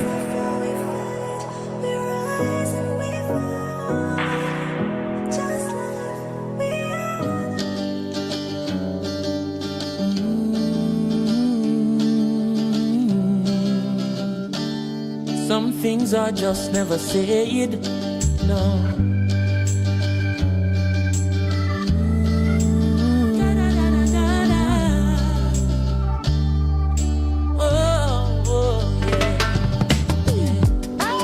Story of my life, ordinary person just like you. If you take a look inside, see the great things that people do. Changing lives day and night, but nothing I do ever makes the news. Still I have to do what's right, to the King of all kings, all praise is due. Yesterday I was on a train, a little boy asked me my name. He said, sir, I've seen you before, tell me who are you? Said I am a legend that you never heard of before. I said I am a lion, but you never heard me roar. I am a hero that nobody celebrates. But if one person remembers my name, that means I made a change. I'm the man who cooks the food and feed the street people in the afternoon. I'm the lady with the broom, sweeping the halls of your son's preschool. I'm the soldier who's up all night, making sure everything's alright. And if you ask me, I'm quite fine, being an ordinary person, doing what's right. Yesterday at the football game, a little girl asked me my name. She said, sir, I've seen you before, tell me who are you? I said I am a legend that you never heard of before. Said I am a lion, but you never heard me roar. I am a hero that nobody celebrates. But if one person remembers my name, that means on the ocean of fame I'm an unknown sailor. I'm the percussionist playing with the wailers, the one with the shaker, the mover and shaker. My name wasn't on the front of the paper, but me not cater. Much more than the worker, the work is greater. Creation glorifies Creator. So all deeds done are in the name of my Maker. I am a legend that you probably never hear about. Words from the lion's mouth. I am a hero that nobody celebrates. But if one person remembers my name, give praise, that means I made a change. Like the caterpillar that becomes a butterfly, you too were born to fly.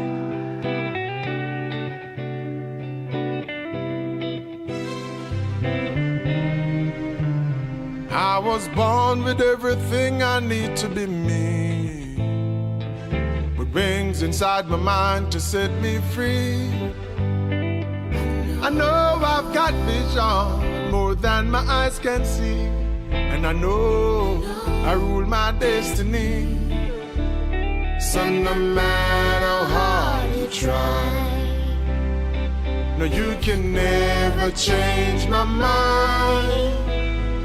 I know if caterpillars can fly, so can I. So can I, yeah. I know if caterpillars can fly, so can I. Hey, watch out now. This a for every caterpillar member say you can't fly.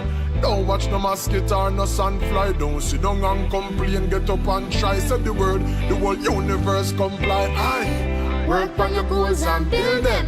Take time and sharpen your skills them. And your dreams don't make no one kill them. Them soon see your wings them. And no matter how hard you try, there's a fact they can't deny. If caterpillars can fly, so can I. So can I, yeah. I know if caterpillars can fly, so can I. So can I, yeah. Yes, I know that I can fly. For I've learned the laws of life. I know that caterpillars can fly, so can I. Bess 100 FM, broadcasting live in all 14 parishes. Hanover 100.5, 100.9. St. James 100.9. Trelawney 100.3, 100.9. St. Anne 100.3, 100.5. St. Mary 100.5. Westmoreland 100.1, 100.5. St. Elizabeth 100.